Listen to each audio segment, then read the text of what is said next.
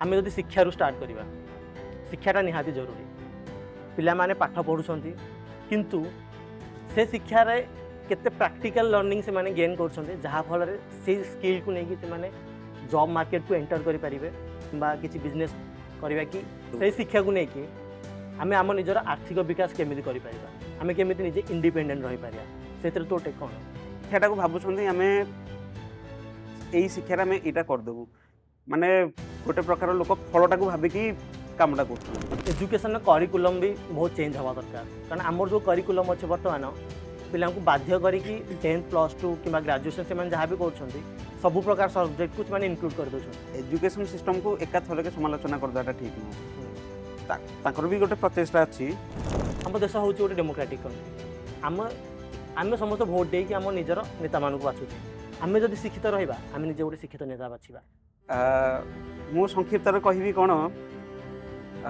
किसी न करें ही हार हाँ तो तुम जित कि हार किसी भी हो तुम करिया दरकार कारण आम देखी बड़ बड़ चाषी लोक अच्छा जो मैंने सका 5टार उठे दिन राति खटिबे किंतु से माने तांकर आर्थिक विकास से हो पारे कि गोटे चाषीर गोटे धान पकड़े से 100टा धान पाऊँ तथापि चाषी लस हो चाषी आत्महत्या कर मो पाख मु जो जिन बिकुची तार मूल्य मु धार्य कर से पावर चाषीर ना caste basis religion basis gender basis रे डिस्क्रिमिनेशन न करिकी समस्त को आम इक्वाल राइट दबा आ इक्वाल अपॉर्चुनिटी दबा से समय कास्ट थिला 4टा वर्ण थिले ब्राह्मण क्षत्रिय वैश्य शूद्र ये 4टी जो श्रेणी थिले एटा गोटे वंशगत पद्धति रे होनथला आम देखी तमिलनाडु जो रिवोल्यूशन आसी हाँ कास्ट बेसिस रिवोल्यूशन जे तुम जब गोटे पर्टिकुलर कास्ट को बिलोंग न भी करुच तुम से प्रैक्टिस कर पार तुम जब तुम पाखे स्किल अच्छी तमिलनाडु से समय कौन होता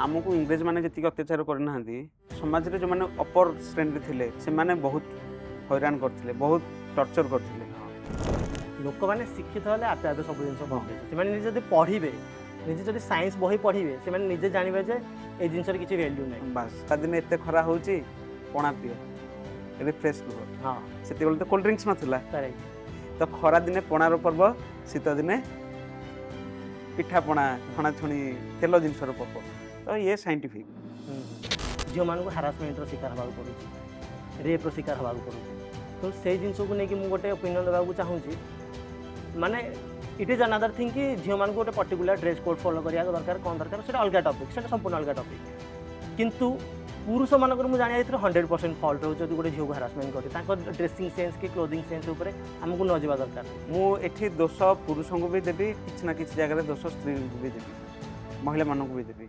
कारण कौन से माने जदि तुम्हें कहल छोट ड्रेस पिंधुं से छोट ड्रेस पिंधुं कहीं they want attention and that's what they are getting गोटे प्रगतिशील समाज परिवर्तन आवश्यकता निहाती जरूरी से परिवर्तन आम अन्य आशा रखा अपेक्षा आम निज भितर आनिबा निहाती आवश्यक से परिवर्तन रे जेमिति कि शिक्षा आर्थिक विकास स्वास्थ्य भल स्वास्थ्य आउ निज मानसिक चिंताधारा रे केमिति परिवर्तन आनिबा तार निहाती जरूरी तेणु आम इंडिविजुअल डेवलपमेंट केमिति हम निज साइकोलॉजिकल डेवलपमेंट केमिति हम जहाँ फल आम आम निजर विकास करिकी समाज रे ताहाकू कंट्रीब्यूट करि परिबा से विषय मु आम सांग विश्वनाथ आम किसी डिस्कसन करने को जाऊँ ऑब्वियसली आम आम निजर ओपिनियन शेयर करूँ आम जहाँ भी रिसर्च करूँ जहाँ भी फैक्ट आम रिसर्च करूँ आम शेयर करूँ तेणु आम कथार केते क्रेडिबिलिटी सेटा आम के जज करूनी कि आपण आम आपण मान हाथ में छाड़ दौर तेणु आप प्लीज कमेंट सेक्शन में जनातु आपड़ जदि किसी ओपिनियन अच्छी आउ कि जदि आमको सजेसन देवाक चाहते तेणु चलते आम स्टार्ट करें आज एपिसोड परिवर्तन प्रगतिशील समाज तो विश्वनाथ आम चैनल परिवर्तन को स्वागत धन्यवाद ताहले मुझे जिनसा कहवाक चाहूँगी प्रथमे आम जब शिक्षारू स्टार्ट करवा शिक्षाटा निहाती जरूरी पिला माने पाठ पढ़ुंट शिक्षित होगा चेष्टा कर किंतु से शिक्षार केते प्रैक्टिकल लर्निंग से माने गेन कर जहाँफल से स्किल को लेकिन से माने जॉब मार्केट को एंटर करें आ किसी जॉब पाइबा किंबा किसी बिजनेस करवा कि से शिक्षा को लेकिन आम आम निजर आर्थिक विकास केमी कर आम केमी निजे इंडिपेंडेंट रही पारिया से तो टेक कौन पिनु मु भावुची जे ପରିବର୍ତ୍ତନ ତୁମର ଯୋଉ ଏଇ ଚ୍ୟାନେଲର ନାଁ ଏଇଟା ଗୋଟେ ବହୁତ ଗୋଟେ ଭଲ ଚେଷ୍ଟା, ଗୋଟେ ଭଲ ପ୍ରଚେଷ୍ଟା। ଆଉ ମୁଁ ଚାହୁଁଛି କେମିତି ତମେ ଯୋଉ ଲକ୍ଷ୍ୟରେ ଏଇଟାକୁ ଆରମ୍ଭ କରିଛ, ଏଇଟା ଯେମିତି ସମାଜରେ ମାନେ ବାସ୍ତବରେ କିଛି ଗୋଟେ ପରିବର୍ତ୍ତନ ନେଇ ଆସୁ। ଆଉ ତୁମେ ଯୋଉ ଭଳିଆ ଏବେ କହିଲ ପରିବର୍ତ୍ତନ ଇନ୍ ଦ ସେନ୍ସ ଅଫ୍ ଯେ ଶିକ୍ଷାକୁ ନେଇକି କେମିତି ପରିବର୍ତ୍ତନ ହବ, ତ ଶିକ୍ଷା ଏମିତି ଗୋଟେ ଜିନିଷ କି ଆଜିକା ସମୟରେ ଲୋକ ଭାବୁଛନ୍ତି ଯେ ଶିକ୍ଷା ମାଧ୍ୟମରେ ଆମେ କିଛି ଗୋଟେ କରିଦେବୁ। ସେଟା ଠିକ୍, କିନ୍ତୁ କିଛିଟା ଜାଗାରେ ସେଟା ଠିକ୍ ନୁହଁ। କାହିଁକି ଠିକ୍ ନୁହଁ? ଲୋକ ଶିକ୍ଷାଟା ନିଜେ ଶିଖିବା ପାଇଁ ଶିଖୁନାହାନ୍ତି। ଶିକ୍ଷାଟାକୁ ଭାବୁଛନ୍ତି ଆମେ ଏଇ ଶିକ୍ଷାରେ ଆମେ ଏଇଟା କରିଦେବୁ। ମାନେ ଗୋଟେ ପ୍ରକାର ଲୋକ ଫଳଟାକୁ ଭାବିକି କାମଟା କରୁଛନ୍ତି। ତ ମେ ବି ଏଇଟା ଠିକ୍, ମେ ବି ଏଇଟା ଭୁଲ। ଭୁଲ କାହିଁକି ନା ଯେମିତି ଆମେ ଦେଖିପାରିବା ବାପା ମା ପିଲାମାନଙ୍କୁ ଫୋର୍ସ କରୁଛନ୍ତି, ଏଇଟା କର, ଏଇଟା କର, ଏଇଟା କର, କିନ୍ତୁ ପିଲାର ଇଚ୍ଛା ନାହିଁ ସେଇଟା କରିବାରେ। ତ ଅନ୍ତରେ ଯେତେବେଳେ ରେଜଲ୍ଟ ଆସୁଛି ତ ଖୁସି ହେଇପାରୁନାହାନ୍ତି, ନା ପିଲା ବି ଖୁସି ହେଉଛି ନା ବାପା ମା ଖୁସି ହେଉଛନ୍ତି। କିନ୍ତୁ ଆମେ ଯଦି କିଛିଟା ବର୍ଷ ପଛକୁ ଯିବା ହାରି, ଯେତିକଳେ ଶିକ୍ଷାର ସେତେ ରିସୋର୍ସ ଭଲ ନଥିଲା, ସେଇ ସମୟରେ ଯେଉଁମାନେ ଶିକ୍ଷିତ ହେଇଥିଲେ ସେମାନେ କୌଣସି ନା କୌଣସି ଜାଗାରେ ନିଜର ଇଚ୍ଛାରେ ହିଁ ଚାହିଁଥିଲେ ଆମେ ପାଠ ପଢ଼ିବା ପାଇଁ। ଯେତେବେଳେ ତାଙ୍କ ପାଇଁ ପଢ଼ିବା ପାଇଁ କିଛି ନଥିଲା, ଘରେ କେହି ଶିକ୍ଷିତ ନଥିଲେ, ଭଲ ସ୍କୁଲ ନଥିଲା, ଟିଚର ବହୁତ କମ୍ ଥିଲେ, ତ ଯୋଉ ଅଳ୍ପ ରିସୋର୍ସ ଥିଲା ସେଥିରେ ସେମାନେ ପାଠ ପଢ଼ିଥିଲେ। ତାର କାରଣ ଥିଲା ତାଙ୍କର ଇଚ୍ଛା ଥିଲା ପାଠ ପଢ଼ିବା ପାଇଁ। ସେ ଭାବିନଥିଲେ ମୁଁ ପାଠ ପଢ଼ିକି ଏହା ହେବି ବୋଲି, ସେ ଭାବିଥିଲେ ମୁଁ ପାଠ ପଢ଼ିବି। ତ ସେଇଟା ହେଉଛି ମୁଖ୍ୟ କାରଣ ବୋଲି ମୁଁ ଭାବୁଛି। ଠିକ୍ କଥା। ତାପରେ ମୁଁ ଏଇ ଜିନିଷଟା ବି ମାନେ ଯେ ଏଜୁକେସନ୍ର କରିକୁଲମ୍ ବି ବହୁତ ଚେଞ୍ଜ ହେବା ଦରକାର। କାରଣ ଆମର ଯେଉଁ କରିକୁଲମ୍ ଅଛି ବର୍ତ୍ତମାନ, ପିଲାଙ୍କୁ ବାଧ୍ୟ କରିକି 10th +2 କିମ୍ବା ଗ୍ରାଜୁଏସନ୍ ସେମାନେ ଯାହା ବି କରୁଛନ୍ତି ସବୁ ପ୍ରକାର ସବଜେକ୍ଟକୁ ସେମାନେ ଇନକ୍ଲୁଡ଼ କରିଦେଉଛନ୍ତି। କିନ୍ତୁ ଫର୍ ଏକ୍ଜାମ୍ପଲ୍ କିଏ ଗୋଟେ ଆଥଲେଟିକ୍ରେ କ୍ୟାରିୟର ପର୍ସ୍ୟୁ କରିବାକୁ ଚାହୁଁଛି, କି କିଏ ସିଙ୍ଗିଂରେ ହେଲା, କି କିଏ କିଛି ବି ଅଲଗା ଆର୍ଟ୍ସରେ କ୍ୟାରିୟର ପର୍ସ୍ୟୁ କରିବାକୁ ଚାହୁଁଛି, ତାକୁ ଏତେ ହେଭି ମ୍ୟାଥମେଟିକ୍ସ କିମ୍ବା ଏତେ ହିଷ୍ଟ୍ରି ଜୋଗ୍ରାଫିର ଏତେ ଷ୍ଟ୍ରଙ୍ଗ ନଲେଜ ଦରକାର ନାହିଁ। এইটা ବେଟର୍ ହେବ କି ଆମେ ତାକୁ ଭୋକେସନାଲ୍ ଏଜୁକେସନ୍କୁ ପ୍ରମୋଟ୍ କରିବା, ଯାହାଫଳରେ ତାକୁ ଆମେ କ'ଣ କରିପାରିବା, କିଛି ଗୋଟେ କଷ୍ଟମାଇଜ୍ କରିକୁଲମ୍ ବନେଇବା, ଯେତିକି ମ୍ୟାଥମେଟିକ୍ସ, ଇଂଲିଶ କି ବାକି ଯାହା ବି ସବଜେକ୍ଟ ଗୋଟେ ନର୍ମାଲ୍ ତାର ଇନକ୍ଲୁଜନ୍ ରହିବ। ତା ବାଦେ ତାର ଯେଉଁଟା ଯେଉଁ ପ୍ରଫେସନରେ ସେ କ୍ୟାରିୟର ବନେଇବାକୁ ଚାହୁଁଛି, ଫର୍ ଏକ୍ଜାମ୍ପଲ୍ ସେ ଗୋଟେ ସେଫ୍ ହେବାକୁ ଚାହୁଁଛି, ସେ କୁଲିନାରୀ ରିଲେଟେଡ୍ ଆମେ ସ୍କିଲ୍କୁ ଇନକ୍ଲୁଡ଼ କରିବା, ଯାହାଫଳରେ ସିଏ କ'ଣ ହେଇପାରିବ, ସେ ତା ପ୍ୟାସନ୍ ଫଲୋ କରିପାରିବ। ଯାହାଫଳରେ ତାପରେ ସେ ପ୍ରେସର ରହିବନି ଯେ ମୋତେ ଟପ୍ ଆସିବାର ଅଛି, ମୋତେ ସବୁ ଜିନିଷ ପଢ଼ିବାର ଅଛି, ସବୁ ଜିନିଷରେ ମାଷ୍ଟରୀ କରିବାର ଅଛି। ତାର କୋର୍ ଭ୍ୟାଲ୍ୟୁକୁ କୋର୍ ସବଜେକ୍ଟ ଉପରେ ସେ ମାଷ୍ଟରୀ କରିପାରିବ, ବାକି ଯାହାର ତାର ବେସିକ୍ ଜିନିଷ ସେଇ ନଲେଜଟା ସେ ଗେନ୍ କରିପାରିବ। ସେ ଆଇଡ଼ିଆଟା କେମିତି? ନାଇଁ, ବହୁତ ଭଲ ଆଇଡ଼ିଆ। କିନ୍ତୁ ମୁଁ କ'ଣ ଭାବେ, ବହୁତ ଦୁନିଆରେ ବହୁତ ସ୍କୁଲ ଅଫ୍ ଥଟ୍ସ ଅଛନ୍ତି। ଆମର ଗୋଟେ ଏଜୁକେସନ୍ ସିଷ୍ଟମ୍ ଅଛି, ବହୁତ ମାନେ ପ୍ରାଇଭେଟ୍ ସଂଗଠନ ଅଛନ୍ତି ଯେଉଁମାନେ କି ତାଙ୍କର ମଧ୍ୟ ଗୋଟେ ୱେରେ ସେମାନେ ପିଲାଙ୍କୁ ଶିକ୍ଷିତ କରାନ୍ତି। କିନ୍ତୁ ଓଭରଅଲ୍ କ'ଣ ହୁଏ କି ପିଲାକୁ ମ୍ୟାଥ୍ ପଢ଼ାଯାଏ, ଲାଙ୍ଗୁଏଜ ବି ପଢ଼ାଯାଏ, ଗୀତ ବି ପଢ଼ାଯାଏ, ଖେଳ ବି ସ୍କୁଲରେ ତ ଆର୍ଟ ତ ହେଇଛି ଖେଳ। ତ ସବୁ ଜିନିଷ ପଢ଼ିବାର କାରଣ କ'ଣ ନା ସେଇ ଛୋଟ ଟାଇମ୍ରେ ହିଁ ପିଲା ଜାଣିପାରିବ ତାର କେଉଁଥିରେ ଇଣ୍ଟରେଷ୍ଟ ଅଛି। କାରଣ ଏଜୁକେସନ୍ ସିଷ୍ଟମ୍କୁ ଏକାଥରକେ ସମାଲୋଚନା କରିଦେବାଟା ଠିକ୍ ନୁହଁ। ତାଙ୍କର ବି ଗୋଟେ ପ୍ରଚେଷ୍ଟା ଅଛି। ତ ଯଦି ଗୋଟେ ଛୋଟ ପିଲା ବେଳୁ ଜାଣିପାରୁଛି ମୋର ମ୍ୟାଥ୍ରେ ଇଣ୍ଟରେଷ୍ଟ ଅଛି, କି ପିଲା ବେଳୁ ଜାଣିଦେଉଛି ଯେ ମୋତେ ସାହିତ୍ୟରେ ଇଣ୍ଟରେଷ୍ଟ ଅଛି, ତ ବଡ଼ ହେଲେ ସେ ସେଟାକୁ ନେଇକି ୟୁଜ୍ କରିପାରିବ, ମାନେ ସେଇ ଫିଲ୍ଡରେ ଯାଇପାରିବ। ଅସୁବିଧା ହେଉଛି କେଉଁଠି, ଯେତିକଳେ ଶିକ୍ଷକମାନେ ହୁଅନ୍ତୁ କି ଅଭିଭାବକମାନେ ହୁଅନ୍ତୁ, ପିଲାର ବାପା ମା ତାକୁ ଫୋର୍ସ କରନ୍ତି ଗଣିତରେ କାହିଁକି ନମ୍ବର ଆସିଲାନି, କି ତ ଇଂଲିଶ ଗ୍ରାମାର କାହିଁକି ଖରାପ ହେଉଛି। ସେଇଟା ହେଉଛି ଅସୁବିଧା। ମାନେ ମୁଁ ଭାବେ ଯେ ଯଦି ଏତେ ସବୁ ସବଜେକ୍ଟ ମିଶିଛି, ତାର କାରଣ ହେଉଛି ପିଲା ମାନେ ଏଇଟା ଗୋଟେ ପ୍ରକାର କ'ଣ ହିଟ୍ ଆଣ୍ଡ ଟ୍ରାଏଲ୍, ମାନେ ରୋଗ ହେଇଛି ଏ ମେଡ଼ିସିନଟା ଦିଅ, କାମ କରିଯିବ, ଯଦି ରୋଗ ଭଲ ହେଇଗଲା, କାମ ନ କଲେ ମେଡ଼ିସିନ ଚେଞ୍ଜ କରିବା। ତ ଲୋକ ଏଇ ହିସାବରେ ନେଉନାହାନ୍ତି। ଲୋକ କହୁଛନ୍ତି କ'ଣ 6ଟା ସବଜେକ୍ଟ ଅଛି କି 10ଟା ସବଜେକ୍ଟ ଅଛି, ପିଲା ସବୁଥିରେ ମାନେ ପରଫେକ୍ଟ ହେବ। ତ କେଉଁଠି ନା କେଉଁଠି ଏଇ ଜିନିଷଟା ଇମ୍ପ୍ରୁଭ୍ ହେଇପାରିଲେ ଭଲ ହୁଅନ୍ତା, ଆହୁରି ଭଲ ହୁଅନ୍ତା। ପିଲା ମାନେ ଏବେ ବହୁତ ରିସୋର୍ସ ଅଛି ପିଲାଙ୍କ ପାଖରେ, ସେମାନେ କରିପାରିବେ ଭଲ। ତ ଠିକ୍ ଅଛି। ଏଥିପାଇଁ ଗୋଟେ ଗୁଡ୍ ପ୍ୟାରେଣ୍ଟିଂ ହବା ଦରକାର ଫର୍ଷ୍ଟ। ପିଲାଙ୍କ ଉପରେ ବର୍ଡନ କମ୍ ରହିବା ଦରକାର। ମୁଁ ଭାବୁଛି ପିଲାଙ୍କ ଉପରେ ବହୁତ ବର୍ଡନ ପଡୁନି, ସିଷ୍ଟମ ଅନୁସାରେ ବର୍ଡନ ରହୁନି, କିନ୍ତୁ କୋଉଠି ନା କୋଉଠି ହେଇଯାଉଛି। ତାର କାରଣ ବହୁତ ଗୁଡେ ଫ୍ୟାକ୍ଟର୍ସ ହେଇପାରେ, ଯେମିତି ମୁଁ କହିଲି ଏବେ ଅଭିଭାବକ ଆଉ ଶିକ୍ଷକ ମାନଙ୍କର ପ୍ରେସର, ତାପରେ ପିଅର ପ୍ରେସର ମଧ୍ୟ ରହେ सोसाइटी ମଧ୍ୟ। ଆମ सोसाइटी ସେଇଭଳିଆ ବିଲ୍ଡ ହେଇଯାଇଛି ଅଲରେଡି। ହୁଁ ହୁଁ। ତୁମ ପିଲା କେତେ ସ୍କୋର କଲା, ମାଟ୍ରିକରେ କେତେ ପରସେଣ୍ଟ ଆଣିଲା, କ'ଣ କଲା, ତ ଏଇ ସବୁ ଜିନିଷ ଗୋଟେ ରୋଲ ପ୍ଲେ କରୁଛି।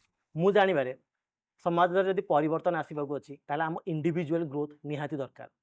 ଆମେ ଇଣ୍ଡିଭିଜୁଆଲ ଗ୍ରୋଥ କହିଲେ ତୋର ଡେଫିନେସନ କ'ଣ ବୁଝିବାକୁ ଚାହୁଁଛୁ ତୁ? ଇଣ୍ଡିଭିଜୁଆଲ ଗ୍ରୋଥ, ମୁଁ ଭାବେ ଯେ ସମସ୍ତେ ଚାହାନ୍ତି ନିଜର ଗ୍ରୋଥ ହଉ ବୋଲି। ହୁଁ ଶିକ୍ଷିତ ଲୋକ ବି ଚାହାନ୍ତି ନିଜର କେମିତି ଗ୍ରୋଥ ହଉ, ଯେମିତି ଆଜି ଯୋଉ ଅବସ୍ଥାରେ ଅଛୁ କାଲିକି ଆଉ ଟିକେ ବେଟର ଅବସ୍ଥାକୁ ଯିବୁ।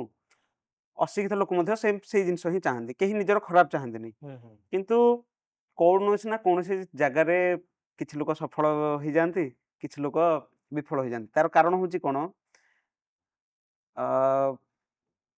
ସମସ୍ତେ ନିଜର ଗୋଟେ ଚିନ୍ତାଧାରା ରଖନ୍ତି। ସେ ଭାବନ୍ତି ଏଇ ମାଧ୍ୟମରେ ହିଁ ମୁଁ ଆଚିଭ୍ କରିପାରିବି।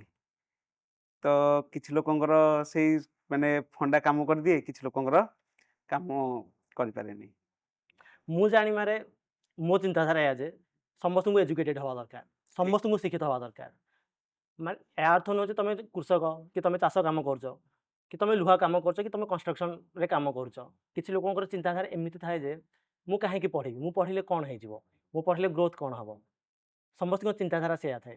ମୁଁ କିନ୍ତୁ ଜାଣିବାରେ ତୁମ ପ୍ରଫେସନ୍ ଯାହା ବି ହେଉ, ତୁମେ ଗୋଟେ ଜର୍ଣ୍ଣାଲିଷ୍ଟ ହୁଅ, ତୁମେ ଗୋଟେ ଡକ୍ଟର ହୁଅ, ତୁମେ ଇଞ୍ଜିନିୟର ହୁଅ, କି ତୁମେ ଯାହା ବି ହୁଅ, କି ତୁମେ ଛୋଟ କାମ ବି କର, ତୁମେ ଚାଷ କାମ କର, କି ତୁମେ ଯେମିତି କହିଲି ବାର୍ବର ହୁଅ, କି ତୁମେ ବାରିକ ହୁଅ, ଯାହା ବି ହୁଅ, ତୁମକୁ ସଦାବେଳେ ଅପଡେଟେଡ୍ ରହିବା ଦରକାର। ନ୍ୟୁଜ୍ ପେପର ପଢ଼, ବହି ପଢ଼, ଯାହା ବି ଯଥା ସମ୍ଭବ ଇନଫର୍ମେସନ୍ କଲେକ୍ଟ କର। କ'ଣ ପାଇଁ? ଆମ ଦେଶ ହେଉଛି ଗୋଟେ ଡେମୋକ୍ରାଟିକ୍ କଣ୍ଟ୍ରି। ଆମେ ସମସ୍ତେ ଭୋଟ ଦେଇକି ଆମ ନିଜର ନେତାମାନଙ୍କୁ ବାଛୁଛେ। ଆମେ ଯଦି ଶିକ୍ଷିତ ରହିବା, ଆମେ ନିଜେ ଗୋଟେ ଶିକ୍ଷିତ ନେତା ବାଛିବା। କିନ୍ତୁ ଯେତେବେଳେ ଲୋକମାନେ ଏମିତି କହନ୍ତି ମୁଁ ପଢ଼ିଲେ କ'ଣ ହେଇଯିବ, କେମିତି ପଢ଼ିବି, କେଉଁଠୁ ଷ୍ଟାର୍ଟ କରିବି, ମୁଁ ବୁଝେ ଯେ ଲୋକମାନଙ୍କର ଚିନ୍ତାଧାରା ଏମିତି ଥାଏ ଯେ ସେମାନେ ନିଜେ ଗ୍ରୋ କରିବାକୁ ଚାହୁଁନାହାନ୍ତି, ଯେ ଏମିତିକା ପ୍ରଶ୍ନ ପଚାରୁଛି। ମୁଁ ଗୋଟେ ଉଦାହରଣ ସ୍ୱରୂପ ଦେଉଛି। ଯେମିତି ଗୋଟେ ତୁମକୁ ଗୋଟେ ଖୋଲା ପଡ଼ିଆରେ ଛଡ଼ା ହେଇଗଲା 10 ଜଣ ଲୋକଙ୍କୁ, ତୁମକୁ ଖୋଲା ପଡ଼ିଆରେ ଛାଡ଼ିଦେଲେ, ଚାରିଆଡ଼େ ବଳଦ ଫଳଦରେ ଛାଡ଼ିଦେଲେ, ସେ ତୁମ ଉପରେ ଆଟାକ୍ କରିବାକୁ ଆସୁଛନ୍ତି। ବାକି ଲୋକ କ'ଣ କଲେ, ଯିଏ ଯୁଆଡ଼େ ଦୌଡ଼ିକି ପଳେଇଲେ। ତୁମେ ସେଇଠି ବସିକି ଭାବୁଛ ଆରେ ମୁଁ କୁଆଡ଼େ ଦୌଡ଼ିବି, କୁଆଡ଼େ କରିବି, କ'ଣ କରିବି। ତୁମେ ସେଇଥିରେ କ'ଣ ହେବ, ସେଇଠି ତୁମକୁ ବଳଦ ଫଳ ଆସିବେ, ତୁମକୁ ଆଟାକ୍ କରିବେ। ତୁମେ ଯଦି ଅନ୍ୟମାନଙ୍କ ଭଳିଆ ଶିକ୍ଷିତ ହେବାର ମେଟାଫୋରକୁ ନେଇକି ମୁଁ ଉଦାହରଣଟା ଦେଉଛି। ତୁମେ ଯଦି ନିଜେ ଦୌଡ଼ିକି ପଳେଇବ, ହୁଏତ କିଛି ବାଟ ଗଲା ପରେ ତୁମକୁ ଗୋଟେ ପାଚେରୀ ଦେଖାଯିବ, ତାହେଲେ ତୁମେ ଡେଇଁକି ନିଜକୁ ବଞ୍ଚେଇ ପାରିବ। ମୁଁ କହିବି ଆଗ ଷ୍ଟାର୍ଟ ତ କର, ଆଗ ଦୌଡ଼ିବା ଷ୍ଟାର୍ଟ ତ କର, ତାପରେ ଦେଖିବା କ'ଣ ହେଉଛି। ତେଣୁ ମୁଁ କହୁଛି ତୁମେ ଯେଉଁ ପ୍ରଫେସନରେ ଥାଅ, ତୁମେ ଯେମିତିକି କହିଲି doctor, engineer, irrespective of your profession, ତୁମେ ପଢ଼, ନିଜକୁ ଶିକ୍ଷିତ କର, ଯାହାଫଳରେ ଆମ ନିଜର କେବଳ ଗ୍ରୋଥ ହେବନି, ସମାଜର ବି ଗ୍ରୋଥ ହେବ। ସେଇ ମାଇଣ୍ଡ ସେଟ୍ଟା କେମିତି? ନିଶ୍ଚିନ୍ତ ରୂପେ ଠିକ୍ କଥା। ମୁଁ ସଂକ୍ଷିପ୍ତରେ କହିବି କ'ଣ, କିଛି ନ କରିଲେ ହିଁ ହାରିଯିବ। ହଁ ତ ତମେ ଜିତ କି ହାର କିଛି ବି ହଉ, ତମକୁ କରିବା ଦରକାର, କାମ ତ କରିବାକୁ ହିଁ ପଡ଼ିବ, ଦୌଡ଼ିବାକୁ ତ ପଡ଼ିବ। ନ ଦୌଡ଼ିଲେ ତମକୁ ଦଳି ଦିଅନ୍ତୁ, ସେ ବଳଦ ଗୋଠ ଆସିକି ଦଳି ଦିଅନ୍ତୁ, କିନ୍ତୁ କୋଉଠି ନା କୋଉଠି ନିଜକୁ ସାଟିସ୍ଫାଏ ଲାଗିବ ଯେ ହଁ ମୁଁ ଚେଷ୍ଟା କରିଥିଲି। ତ କରିକି ମରିବାଟା ଭଲ, କିଛି ନ କରିକି ମରିବା ଅପେକ୍ଷା। ବାସ୍ ସେଇ ଜିନିଷ, ମାନେ ମୋର କହିବା କଥା ହେଉଛି କମ୍ଫର୍ଟ ଜୋନ୍ରୁ ବାହାର। ହଁ କେବଳ hard working is not sufficient. କାରଣ ଆମେ ଦେଖିଛେ ବଡ଼ ବଡ଼ ଚାଷୀ ଲୋକ ଅଛନ୍ତି ଯେଉଁମାନେ ସକାଳ 5ଟାରୁ ଉଠିବେ, ଦିନ ରାତି ଖଟିବେ, କିନ୍ତୁ ସେମାନେ ତାଙ୍କର ଆର୍ଥିକ ବିକାଶ ସେତେ ହେଇପାରେନି। କେଉଁଥିପାଇଁ? ସେମାନେ ନିଜ କମ୍ଫର୍ଟ ଜୋନ୍କୁ ବାହାରିବେନି। ତାଙ୍କେ ଯେଉଁ ଟ୍ରାଡିସନାଲ ପଦ୍ଧତିରେ ଚାଷ କରି ଆସିଛନ୍ତି ତାକୁ ବାହାରିକି ଟିକେ ରିସ୍କ ନେବେନି। ଯେମିତିକି କହିଲି ଶିକ୍ଷା କଥା, ବାହାରେ ଯେଉଁ ସଫଳ ଚାଷୀ ଯେମିତିକି ହରିୟାଣା, ପଞ୍ଜାବରେ ବହୁତ ବଡ଼ ବଡ଼ ସଫଳ ଚାଷୀ ଅଛନ୍ତି, ସେମାନେ କେଉଁ ପଦ୍ଧତିରେ ଚାଷ କରୁଛନ୍ତି, ସେ ପ୍ରଣାଳୀକି ଆପଣେଇକି ନିଜ ଭିତରେ କେମିତି ନିଜ ଚାଷ ଜମିରେ ସେ ଜିନିଷ କେମିତି ଆପ୍ଲାଏ କରିବେ, ସେ ଜିନିଷ ବି ସେ ରିସ୍କ ନେବାକୁ ଚାହିଁବେନି। କ'ଣ ପାଇଁ? କାରଣ ଏଇଟା କୌଣସି କଷ୍ଟ କାମ ନୁହଁ, ଜଷ୍ଟ ଗୋଟେ ଢାଞ୍ଚାରେ ସେମାନେ ପଡ଼ି ଆସିଛନ୍ତି, ଏତେ ବର୍ଷ ହେଲା ସେ ପରିଶ୍ରମ କରି ଆସୁଛନ୍ତି। 10 10 20 30 ବର୍ଷ ହେଲା ସେମାନେ ପରିଶ୍ରମ କରି ଆସୁଛନ୍ତି ତେଣୁ ସେମାନେ କିଛି ନୂଆ ଟ୍ରାଏ କରିବାକୁ ଚାହୁଁନାହାନ୍ତି ନୂଆ କଥା ଭାବିଲା ମାନେ ତାଙ୍କୁ ରିସ୍କ ନେଲା ଭଳିଆ ଲାଗେ ତାଙ୍କୁ ଲାଗେ ମୁଁ ଠିକ୍। କମ୍ଫର୍ଟ ଜୋନ୍ରୁ କେମିତି ବାହାରିବି ମୁଁ କେମିତି ଏଇ ଜିନିଷଟା କରିବି ସେ ଜିନିଷ ଠିକ୍ କି ନାହିଁ ଇଏ ଗୋଟେ ବହୁତ ଭଲ ଜିନିଷ। ମୁଁ ତୁମକୁ ଗୋଟେ କଥା ଗୋଟେ ଉଦାହରଣ ଦଉଛି। ଆମେ ସେୟାର ମାର୍କେଟରେ ଟଙ୍କା ଲଗାଉଛେ। ବହୁତ ଟ୍ରେଡର ମାନଙ୍କର ଇଚ୍ଛା ଥାଏ, ଡ୍ରିମ୍ ଥାଏ, କିନ୍ତୁ ମୋର ଟଙ୍କାଟା 2 ଟଙ୍କା ହେଇଯାଉ, 100 ଟଙ୍କାଟା 200 ଟଙ୍କା ହେଇଯାଉ। କିନ୍ତୁ ଗୋଟେ ଚାଷୀର ଗୋଟେ ଧାନ ପକେଇଲେ ସେ 100ଟା ଧାନ ପାଉଛି। ସତ କଥା ଗୋଟେ କୃଷକ ଯଦି ବିଲରେ ଫସଲ କରୁଛି, ଗୋଟେ ଧାନ ବୁଣିଲେ କେତେଟା ଧାନ ହଉଛି, ଗୋଟେ ଗଛରେ କେତେଟା ହଉଛି, 100ଟା, ମାନେ 100ଟା ନ ହେଇପାରେ କିନ୍ତୁ 100ଟା ଆମେ ଧରିବା, ତଥାପି ଚାଷୀ ଲସ୍ ହଉଛି, ଚାଷୀ ଆତ୍ମହତ୍ୟା କରୁଛି। କାହିଁକି କରୁଛି?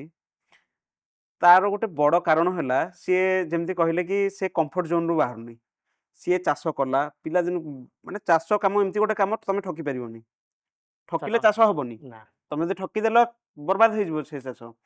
ସିଏ ପୁରା ଭଲରେ ପୁରା ମେହନତ କଲା, ଚାଷ କଲା, ପାଣି ଦେଲା, ଅମଳ କଲା, ସେଠି ସେ ତାପରେ ସେ ରହିଗଲା, କହିଲା ମୋ କାମ ସରିଲା। ଯଦି ତାପରେ ଆଉ ଟିକେ ପରିଶ୍ରମ କରନ୍ତା, ସେ ଜିନିଷକୁ ର ମୂଲ୍ୟ ନିଜେ ଧାର୍ଯ୍ୟ କରନ୍ତା। ଚାଷୀ ଜିନିଷ କଲା କିନ୍ତୁ ଦେଖ ଦୁନିଆର ସବୁ ଜିନିଷର ମୁଁ ଯୋଉ ଜିନିଷ ବିକୁଛି ତାର ମୂଲ୍ୟ ମୁଁ ଧାର୍ଯ୍ୟ କରୁଛି, କିନ୍ତୁ ସେ ପାୱାର ଚାଷୀର ନାହିଁ। ଚାଷୀ ଯିବ ମଣ୍ଡିରେ ପଚାରିବ କେତେ ଟଙ୍କା ରେଟ୍ ଚାଲିଛି, ମଣ୍ଡି ବାଲା କହିବ ଏତିକି ଟଙ୍କା ଦିଅ, ଚାଷୀ ଜିନିଷ ଦେଇକି ଆସିବ ହେରି। ତାପରେ ଯଦି ଚାଷୀ ଟିକେ ଏଫର୍ଟ ମାରନ୍ତା, ନିଜେ ପ୍ୟାକେଜିଂ କରନ୍ତା, ମାର୍କେଟକୁ ଛାଡ଼ନ୍ତା, ତ ସେ ତାର ରେଜଲ୍ଟ ପାଇପାରନ୍ତା, ତାର ମାନେ ଭଲ ରିଟର୍ନ ପାଇପାରନ୍ତା। ତ ଏଇଟା ହେବା ଦରକାର, କାରଣ ଆଗରୁ ଏଇ ଟ୍ରାଡିସନରେ ଥିଲା, ଦୁନିଆ ଚଳି ଯାଉଥିଲା।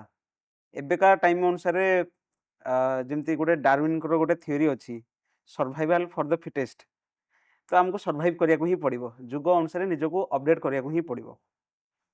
ଗୋଟେ ପ୍ରଗତିଶୀଳ ସମାଜର ଗୋଟେ ବହୁତ ବଡ଼ କ୍ୟାରେକ୍ଟରିଷ୍ଟିକ୍ ହେଉଛି ଇକ୍ୱାଲ୍ ରାଇଟ୍ସ ଆଣ୍ଡ ଇନକ୍ଲୁଜନ୍। ମାନେ ଆମେ କ'ଣ ବୁଝୁଛୁ, ଲୋକମାନଙ୍କର କାଷ୍ଟ ବେସିସ୍ରେ ଡିସ୍କ୍ରିମିନେସନ୍ ନ କରିକି, ରିଲିଜନ୍ ବେସିସ୍ରେ ଡିସ୍କ୍ରିମିନେସନ୍ ନ କରିକି, ଜେଣ୍ଡର ବେସିସ୍ରେ ଡିସ୍କ୍ରିମିନେସନ୍ ନ କରିକି ସମସ୍ତଙ୍କୁ ଆମେ ଇକ୍ୱାଲ୍ ରାଇଟ୍ ଦେବା ଆଉ ଇକ୍ୱାଲ୍ ଅପରଚ୍ୟୁନିଟି ଦେବା। ସେଇଟା ଆମେ କେତେ ଦୂର ଠିକ୍ ଭାବିବା? କାଷ୍ଟ ସିଷ୍ଟମ ଉପରେ ତ ଆରମ୍ଭ କଲେ,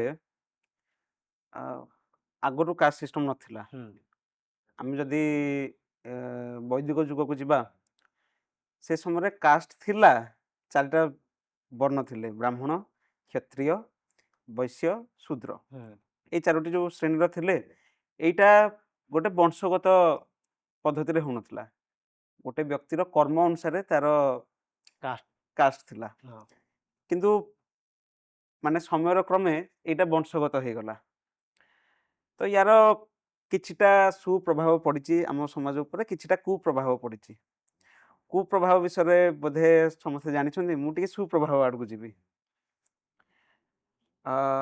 ଲଣ୍ଡନରେ 1780 ମସିହା ପାଖାପାଖିରେ ଶିଳ୍ପ ବିପ୍ଳବ ଷ୍ଟାର୍ଟ ହେଇଗଲା। ଶିଳ୍ପ ବିପ୍ଳବ କାହିଁକି ଷ୍ଟାର୍ଟ ହେଲା ନା, ସେଠି ସହରରେ ପପୁଲେସନ୍ ବଢ଼ିଲେ। ପପୁଲେସନ୍ ବଢ଼ିବା ପରେ କିଛିଟା କାମ ଅଛି ଯୋଉଟାକୁ ଲୋକ କରିବାକୁ ଚାହାନ୍ତିନି, ଯେମିତିକି ନାଳ ନର୍ଦ୍ଦମା ସଫା କରିବା, କି ଯୋଉଟା କି ଚୁଟି କାଟିବା, ଲୁଗା ସଫା କରିବା। ତ ସେଥିପାଇଁ କ'ଣ ହେଲା ନା, ଲୋକ ଚାହିଁଲେନି ସେ କାମ କରିବା ପାଇଁ।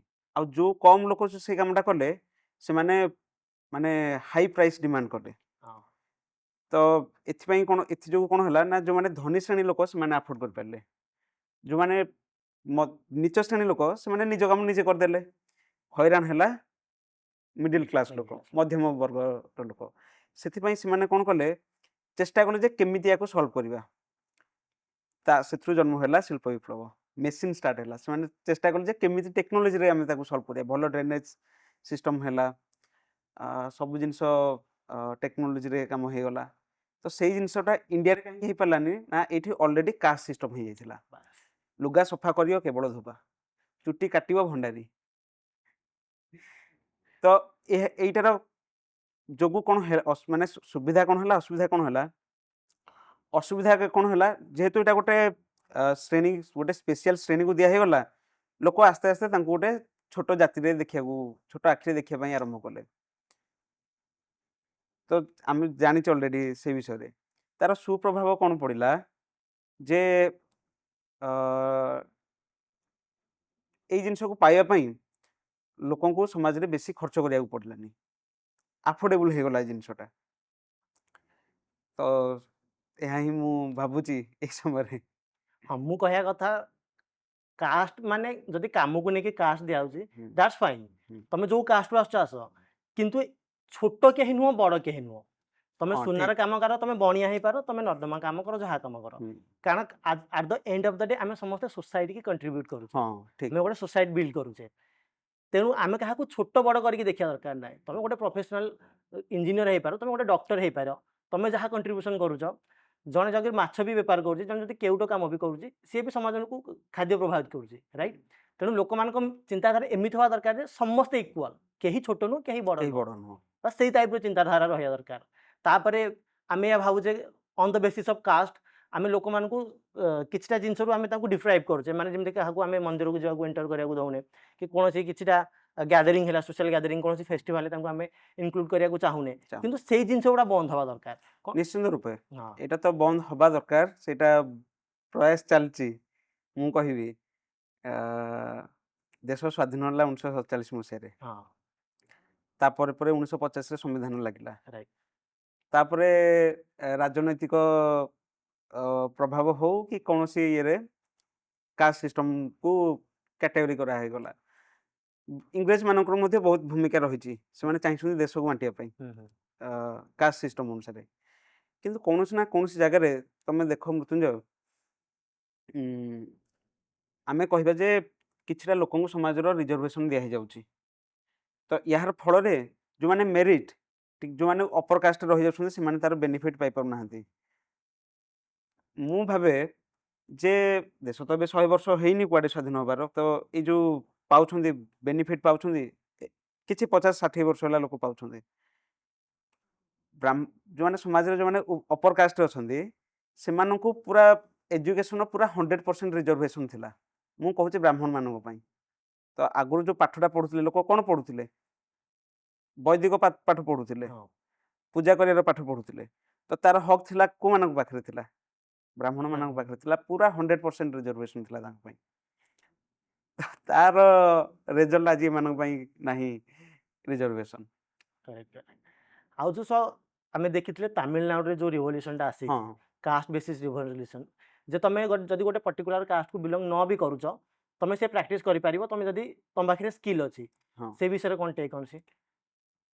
ତାମିଲନାଡୁରେ ସେ ସମୟରେ କ'ଣ ହେଇଥିଲା, ଆମକୁ ଇଂରେଜମାନେ ଯେତିକି ଅତ୍ୟାଚାର କରିନାହାନ୍ତି, ସମାଜରେ ଯେଉଁମାନେ ଅପର ଶ୍ରେଣୀରେ ଥିଲେ, ଉପର ଶ୍ରେଣୀ ଥିଲେ, ସେମାନେ ବହୁତ ହଇରାଣ କରିଥିଲେ, ବହୁତ ଟର୍ଚର କରିଥିଲେ। ହଁ କେରଳାର ଗୋଟେ ଏକ୍ଜାମ୍ପଲ ଅଛି ନାଙ୍ଗେଲିର। ସେଇ ସମୟରେ ଥିଲା କ'ଣ ଯେ ସମାଜର ଯେଉଁମାନେ ତଳ ଶ୍ରେଣୀର ଲୋକ, ସେମାନେ ମହିଳାମାନଙ୍କ ପାଇଁ ସେମାନେ ତାଙ୍କ ଶରୀର ଉପର ଭାଗ କଭର କରିପାରିବେନି। ଯଦି କଭର କରୁଛନ୍ତି, ତାଙ୍କୁ ବ୍ରେସ୍ ଟ୍ୟାକ୍ସ ଦେବାକୁ ପଡୁଥିଲା, ଯୋଉଟାକୁ ମୂଳ କରମ ବୋଲି କୁହାଯାଏ ଆନ୍ସିଏଣ୍ଟ କେରଳା ଭାଷାରେ। ତ ସେଥିପାଇଁ ଆମର ଫାଷ୍ଟ ୱିମେନ୍ ଆକ୍ଟିଭିଷ୍ଟ କହିପାରେ, ଫେମିନିଜିମ୍ କହିପାରିବା, ନାଙ୍ଗେଲି ବୋଲି ଜଣେ ଥିଲେ। ସେ ଏଇ ଅର୍ଡରକୁ ମାନିଲେନି। ସେ କହିଲେ ମୁଁ କଭର କରିବି। ତ ତାର ପରବର୍ତ୍ତୀ ସମୟରେ ତାଙ୍କୁ ଯେତେବେଳେ ଟ୍ୟାକ୍ସ ମାଗିବାକୁ ଆସିଲେ, ମୂଳ କରମ ଧରିବାକୁ ଆସିଲେ, ତାର ଟ୍ରିକ୍ କିଛି ଏଇଭଳିଆ ଥିଲା ଯେ ସେ ଅପର ଶ୍ରେଣୀର ଲୋକ ଆସିବେ, ସେ ସ୍ତ୍ରୀଙ୍କର ସେ ସ୍ତନକୁ ଓଜନ କରିକି ତା ହିସାବରେ କିଛିଟା କର ନେବେ। ତ ସେ କ'ଣ କଲେ, ନିଜର ସ୍ତନ କାଟିକି ଥାଳିରେ ପରସି ଦେଇଥିଲେ। ତାପରେ ନାଙ୍ଗେଲି ମରିଗଲେ। ତ ଏମିତି କିଛିଟା ଲୋକଙ୍କର ବଳିଦାନ ହଉ, ଏମିତି ଏମାନଙ୍କ ଦ୍ୱାରା ସମାଜରେ ହେଇଛି। ତାମିଲନାଡୁରେ କ'ଣ ହେଇଥିଲା, ସେଇ ସେମ୍ ଜିନିଷ ହେଲା। ଅପର କାଷ୍ଟ ଲୋକ ଏତେ ଅତ୍ୟାଚାର କଲେ, ଶେଷକୁ ଏହି ଶ୍ରେଣୀର ଲୋକମାନେ ସେ କହିଲେ ଯେ ଆମେ ଟାଇଟେଲକୁ ହିଁ ଖତମ କରିଦେବୁ, କାଷ୍ଟ ସିଷ୍ଟମ ରଖିବୁ ହିଁ ନାହିଁ। ତାର ବହୁତ ଭଲ ରେଜଲ୍ଟ ଏବେ ଦେଖିବାକୁ ମିଳୁଛି। କିଛି ନା କିଛି ଜାଗାରେ ଖରାପ ତ ହେଇଯାଉଛି, କିନ୍ତୁ ପ୍ରାୟ ଜାଗାରେ ଭଲ ଦେଖିବାକୁ ଆଜିକା ଟାଇମରେ ତାମିଲନାଡୁ ହେଉଛି ଆମ ଦେଶର ଟପ୍ 5 କଣ୍ଟ୍ରି, ମାନେ ଜିଡିପିରେ ଆସୁଛି ତାମିଲନାଡୁ। ବହୁତ ଭଲ ମାର୍ଜିନରେ ଚାଲିଛି। ଠିକ୍ କଥା। ତାପରେ ଆମେ ଦେଖିବା ୱୁମେନ୍ ଏମ୍ପାୱାରମେଣ୍ଟକୁ ଯଦି ଆମେ କାଲକୁଲେଟ୍ କରିବା, ହଁ ୱୁମେନ୍ ଏମ୍ପାୱାରମେଣ୍ଟର ବହୁତ ବଡ଼ ରୋଲ୍ ରହୁଛି। ଯେମିତିକି ମୁଁ ବୁଝିବାକୁ ଚାହେଁ, ସ୍ତ୍ରୀ ଲୋକମାନଙ୍କର ଆମେ ଯେତେବେଳେ ରାଇଟ୍ ମାନେ ଇକ୍ୱାଲିଟି କହିବା, ସମସ୍ତେ କହନ୍ତି ଯେ ମାନେ main and women should be equal. କିଛି ଲୋକ କହନ୍ତି ନାହିଁ ସେମାନେ ଇକ୍ୱାଲ୍ ହେଇପାରିବେନି। ଯେମିତିକି ଫର୍ ଏକ୍ଜାମ୍ପଲ୍ ଆମେ ଫିଜିକାଲ୍ ଇକ୍ୱାଲିଟି କଥା କହିବା, ଅବଭିୟସଲି ସେମାନେ ହେଇପାରିବେନି। ନାଇଁ ତମେ ଯଦି ଯାଇକି ଆର୍ମିରେ ଜଏନ୍ କରିବ, ଫର୍ ଏକ୍ଜାମ୍ପଲ୍ ଯଦି ତମେ କମାଣ୍ଡ ହବାକୁ ଚାହୁଁଛ ଅବଭିୟସଲି ଫିମେଲ ମାନେ ହେଇପାରିବେନି କାରଣ ତାଙ୍କର ଗୋଟେ ଷ୍ଟାଣ୍ଡାର୍ଡ ଅଛି ତମେ ନର୍ମାଲ ଆର୍ମି ବେସ୍ରେ ତମେ ଯାଇକି ଜବ୍ କରିପାରିବ ତମେ ଅଗର ତମ ପାଇଁ 5ଟା ଚିହ୍ନକ ରହୁଛି ତମେ ମେଲ୍ ଝିଅ ପିଲାଙ୍କ ପାଇଁ 2ଟା ଚିହ୍ନକ ରଖିଦେଉଛନ୍ତି କିନ୍ତୁ ତମେ ଯଦି କମାଣ୍ଡ ରୋଲକୁ ଯିବ କମାଣ୍ଡୋ ଯୋଉଥିରେ ତମେ ଲିଟରାଲି ଏନିମି ଟେରିଟୋରିକୁ ଯିବ ସେଇଠି ତମକୁ କିଲିଂ କରିବାର ଅଛି ସେଇଠି ତମ ପାଇଁ ସେ ଷ୍ଟାଣ୍ଡାର୍ଡ କମ୍ କରିପାରିବେନି ଯଦି ତମକୁ 20ଟା ପୁଲିସ୍ ମାରିବାକୁ କହୁଛନ୍ତି ତମକୁ ସେଠି ମାରିବାକୁ ପଡ଼ିବ ତେଣୁ ସେଇ ଜିନିଷରୁ କହିବାକୁ ଗଲେ ଆମେ ମେନ୍ ଆଣ୍ଡ ସରି ମେଲ୍ ଆଉ ଫିମେଲ୍ ଫିଜିକାଲ ଆଟ୍ରିବ୍ୟୁଟ୍ରେ ଆମେ ଇକ୍ୱାଲ୍ ହେଇପାରିବାନି କିନ୍ତୁ ଆମେ ସେରେବ୍ରାଲ ଇକ୍ୱାଲିଟି ରହୁଛି ଯାହାଫଳରେ ଆମକୁ ଇକ୍ୱାଲ୍ ରାଇଟ୍ ଆମେ ଡିଜର୍ଭ କରୁଛୁ ଯେମିତି କିଛିଟା ପ୍ରଫେସନ୍ ହେଇଗଲା ତମେ କମ୍ପାନୀରେ ସିଇଓ ହେଇଯିବା ତମେ ମେଡ଼ିକାଲ ପ୍ରଫେସନ୍ ହେଇଗଲା କି ତମେ ଇଞ୍ଜିନିୟରିଂ ପ୍ରଫେସନ୍ ହେଇଗଲା ସେଇଥିରେ ଆମେ ହେଡ୍ ଟୁ ହେଡ୍ କମ୍ପିଟ୍ କରିପାରିବା ସେମାନଙ୍କୁ ଆମେ ଇକ୍ୱାଲ୍ ରାଇଟ୍ ଦେଇପାରିବା କିଛିଟା ଫିଲ୍ଡ ଅଛନ୍ତି ଯେଉଁଥିରେ ମେଲ୍ ଆର୍ ଡୋମିନାଣ୍ଟ ଯେଉଁଥିରେ ମେଲ୍ ମାନେ ନ୍ୟାଚୁରାଲି ବେଟର ଯେମିତିକି ମୁଁ ଆର୍ମିର କଥା କହିଲି ଯେମିତିକି କିଛିଟା ଫିଜିକାଲ ସ୍ପୋର୍ଟସ୍ ହେଇଗଲା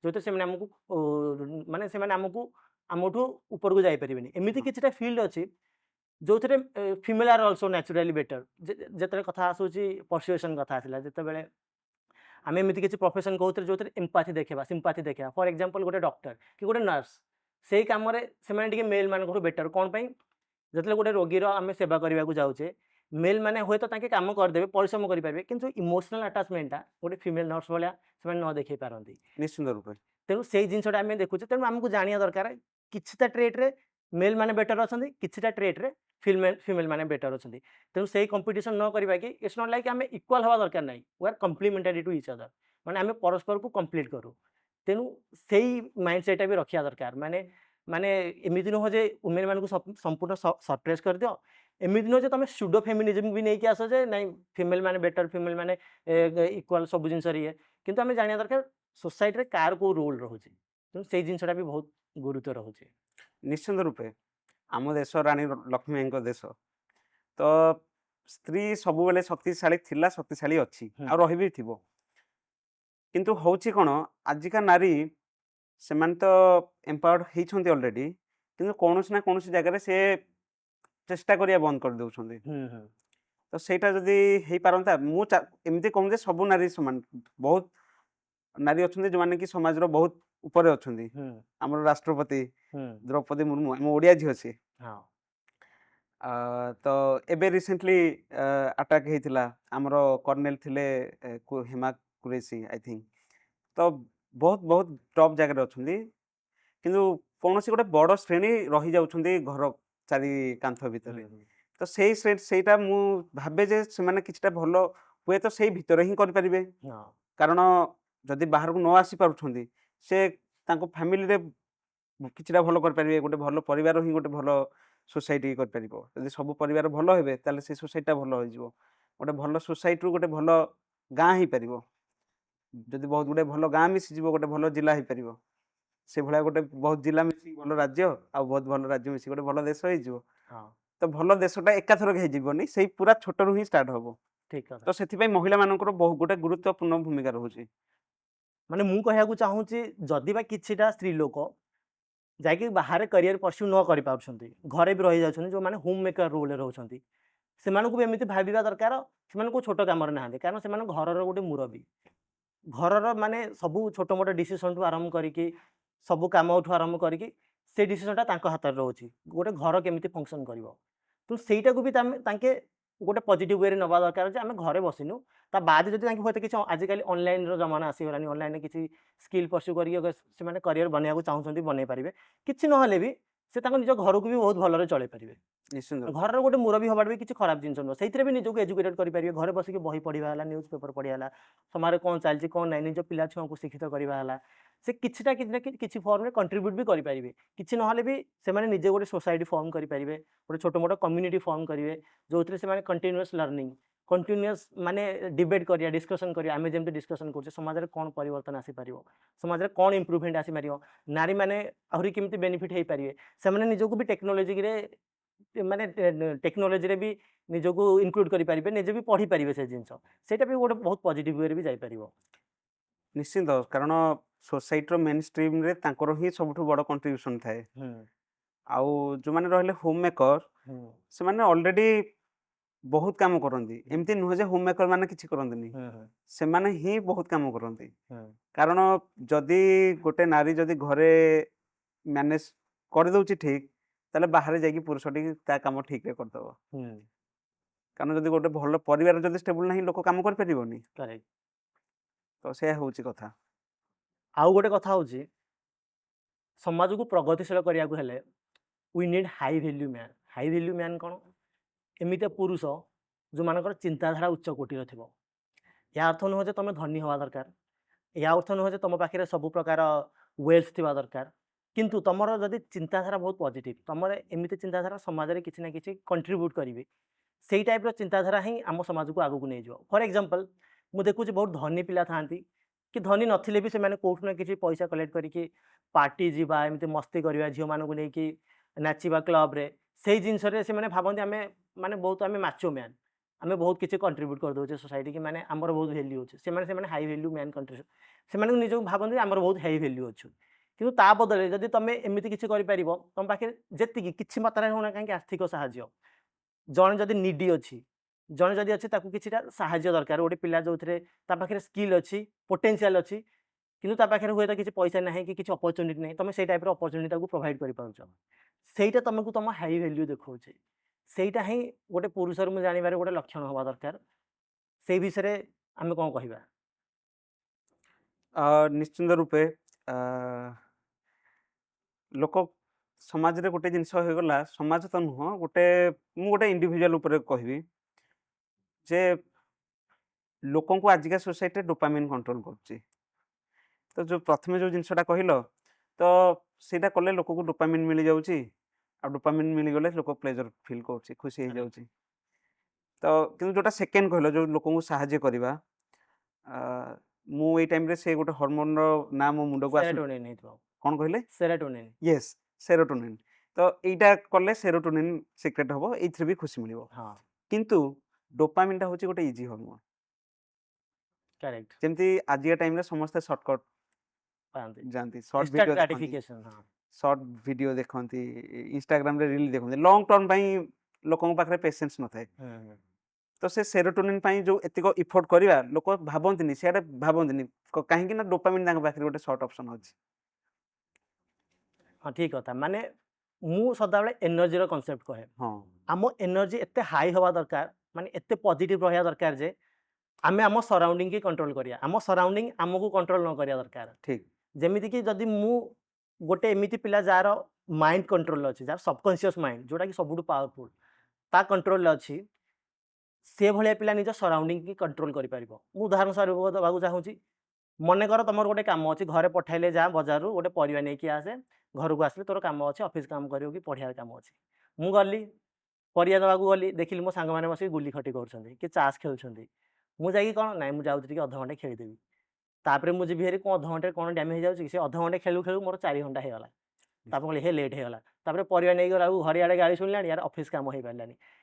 ये उदाहरण आम कौन बुझीपारे आम माइंडसेट बहुत वीक आम सबकॉन्शियस माइंड बहुत वीक कारण आम जो गोटे सराउंडिंग जाइए आम से कम किसी ना से सराउंडिंग की आम एक्शन को अफेक्ट कला आम एनर्जी से सराउंडिंग को डिटेक्ट कलानी जब आम स्ट्रंग माइंडसेट था आम जा आम से कही था ये कमटा मोर आवश्यक ना बुझीपार कि मोर कम मु घरे गले मोर जरूरी कम अच्छी मुझे चुपचाप परिवा किनिबी घर को लेकिन जी तेणु यही टाइप एनर्जी आमको डेभलप करा दरकार। यही टाइप एनर्जी आम केमी डेभलप करिया से बहुत प्रोसेस अच्छी किछटा प्रोसेस जमी प्रथम आम माइंड को कंट्रोल करने आमको मेडिटेशन दरकार आ मेडिटेशन केमी आम बहुत स्लो ब्रीदिंग करवा दरकार आम ब्रीदिंग बहुत शालो हो जाए मैंने कन्स्टांटली फास्ट ब्रीदिंग करछे से ब्रीदिंग टाक आम बहुत स्लो करवा दरकार। स्लो कले कौन हम आम जो ब्रेन वेव्स अच्छी आम जदि फास्ट ब्रीदिंग करने द्वारा से थीटा स्टेट को पलाए आम जब स्लो ब्रीदिंग करवा से अल्फा स्टेट को जीव अल्फा स्टेट माने से सब जिनस रिसीव कर से सब जिनस लर्न कर बहुत शांत माइंड थो बहुत पीसफुल माइंड थी तापर आम बहुत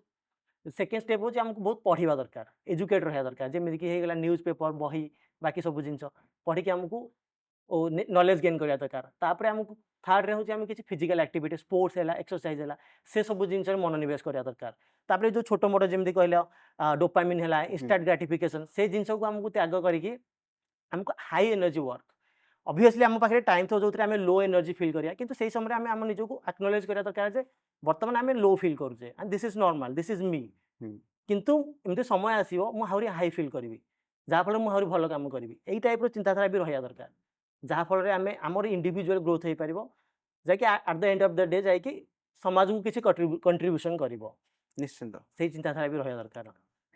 ତ ମୁଁ ଟିକେ ସାଇନ୍ସ ଆଉ ଇନୋଭେସନ ଆଙ୍ଗେଲକୁ ଟିକେ ଯିବାକୁ ଚାହୁଁଛି। ହଁ। ସମାଜରେ ତାର କ'ଣ ଭୂମିକା ରହୁଛି? ଯେମିତିକି ସାଇଣ୍ଟିଫିକ୍ ଟେମ୍ପରମେଣ୍ଟ ହେଲା ଆଉ ଇନୋଭେସନ ବହୁତ ଇମ୍ପୋର୍ଟାଣ୍ଟ ରୋଲ୍ ରହୁଛି।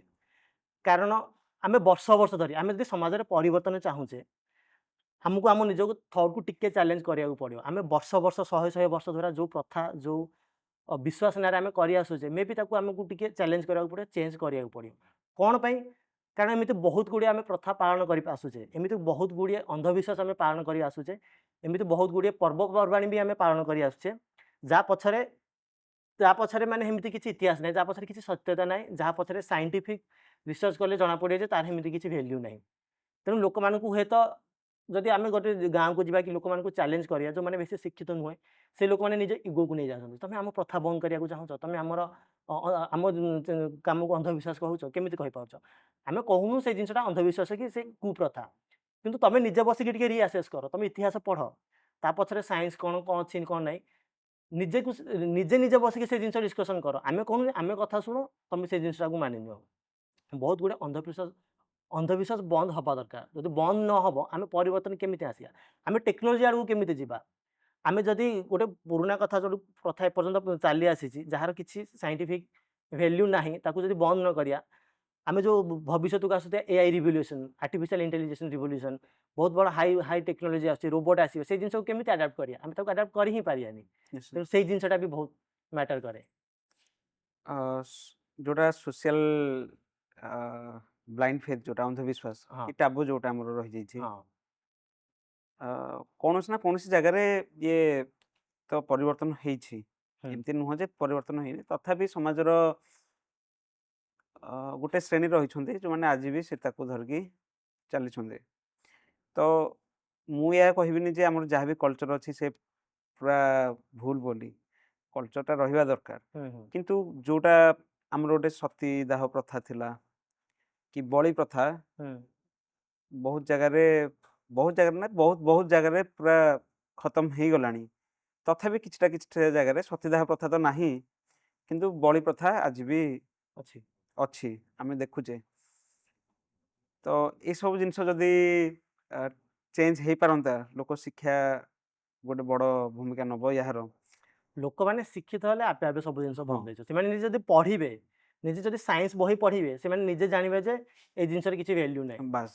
ଏମିତି ମୁଁ ତ କହୁନି ତମେ ପର୍ବପର୍ବାଣି କରନି, ହଁ ପର୍ବପର୍ବାଣି କର, କିନ୍ତୁ ଦେଖ ଆମେ ପର୍ବପର୍ବାଣି ଚକ୍କରରେ ବହୁତ ମାନେ ଏମିତି କାମ କରୁଛେ ଯାହାର କିଛି କ'ଣ କହିବି ଆନିମଲ୍ ମାନଙ୍କ ପ୍ରତି ଆମେ କ୍ରୁଏଲିଟି ଦେଖାଉଛେ, କ୍ରୁଏଲିଟି କରୁଛେ, ବାସ୍। ଯେମିତିକି ବହୁତ ଅନ୍ଧବିଶ୍ୱାସ ପାଳନ କରୁଛେ, ସେଇ ଜିନିଷକୁ ଚ୍ୟାଲେଞ୍ଜ କର। ଠିକ୍ ଅଛି। ନାଇଁ ସେଇଟା ତ ପୁରା, ମୁଁ ବି କୁହେ ସେଇଟା ବହୁତ ଭୁଲ। ଆମେ ୟାକୁ ବଳି ଦେଇଦେଲେ ଭଗବାନ ଖୁସି ହେଇଯିବେ କି କିଏ ଖୁସି ହେଇଯିବେ, ତ ସେଇଟା ମାନେ ଆଜିକା ସମୟରେ ଆକ୍ସେପ୍ଟେବୁଲ ନୁହଁ।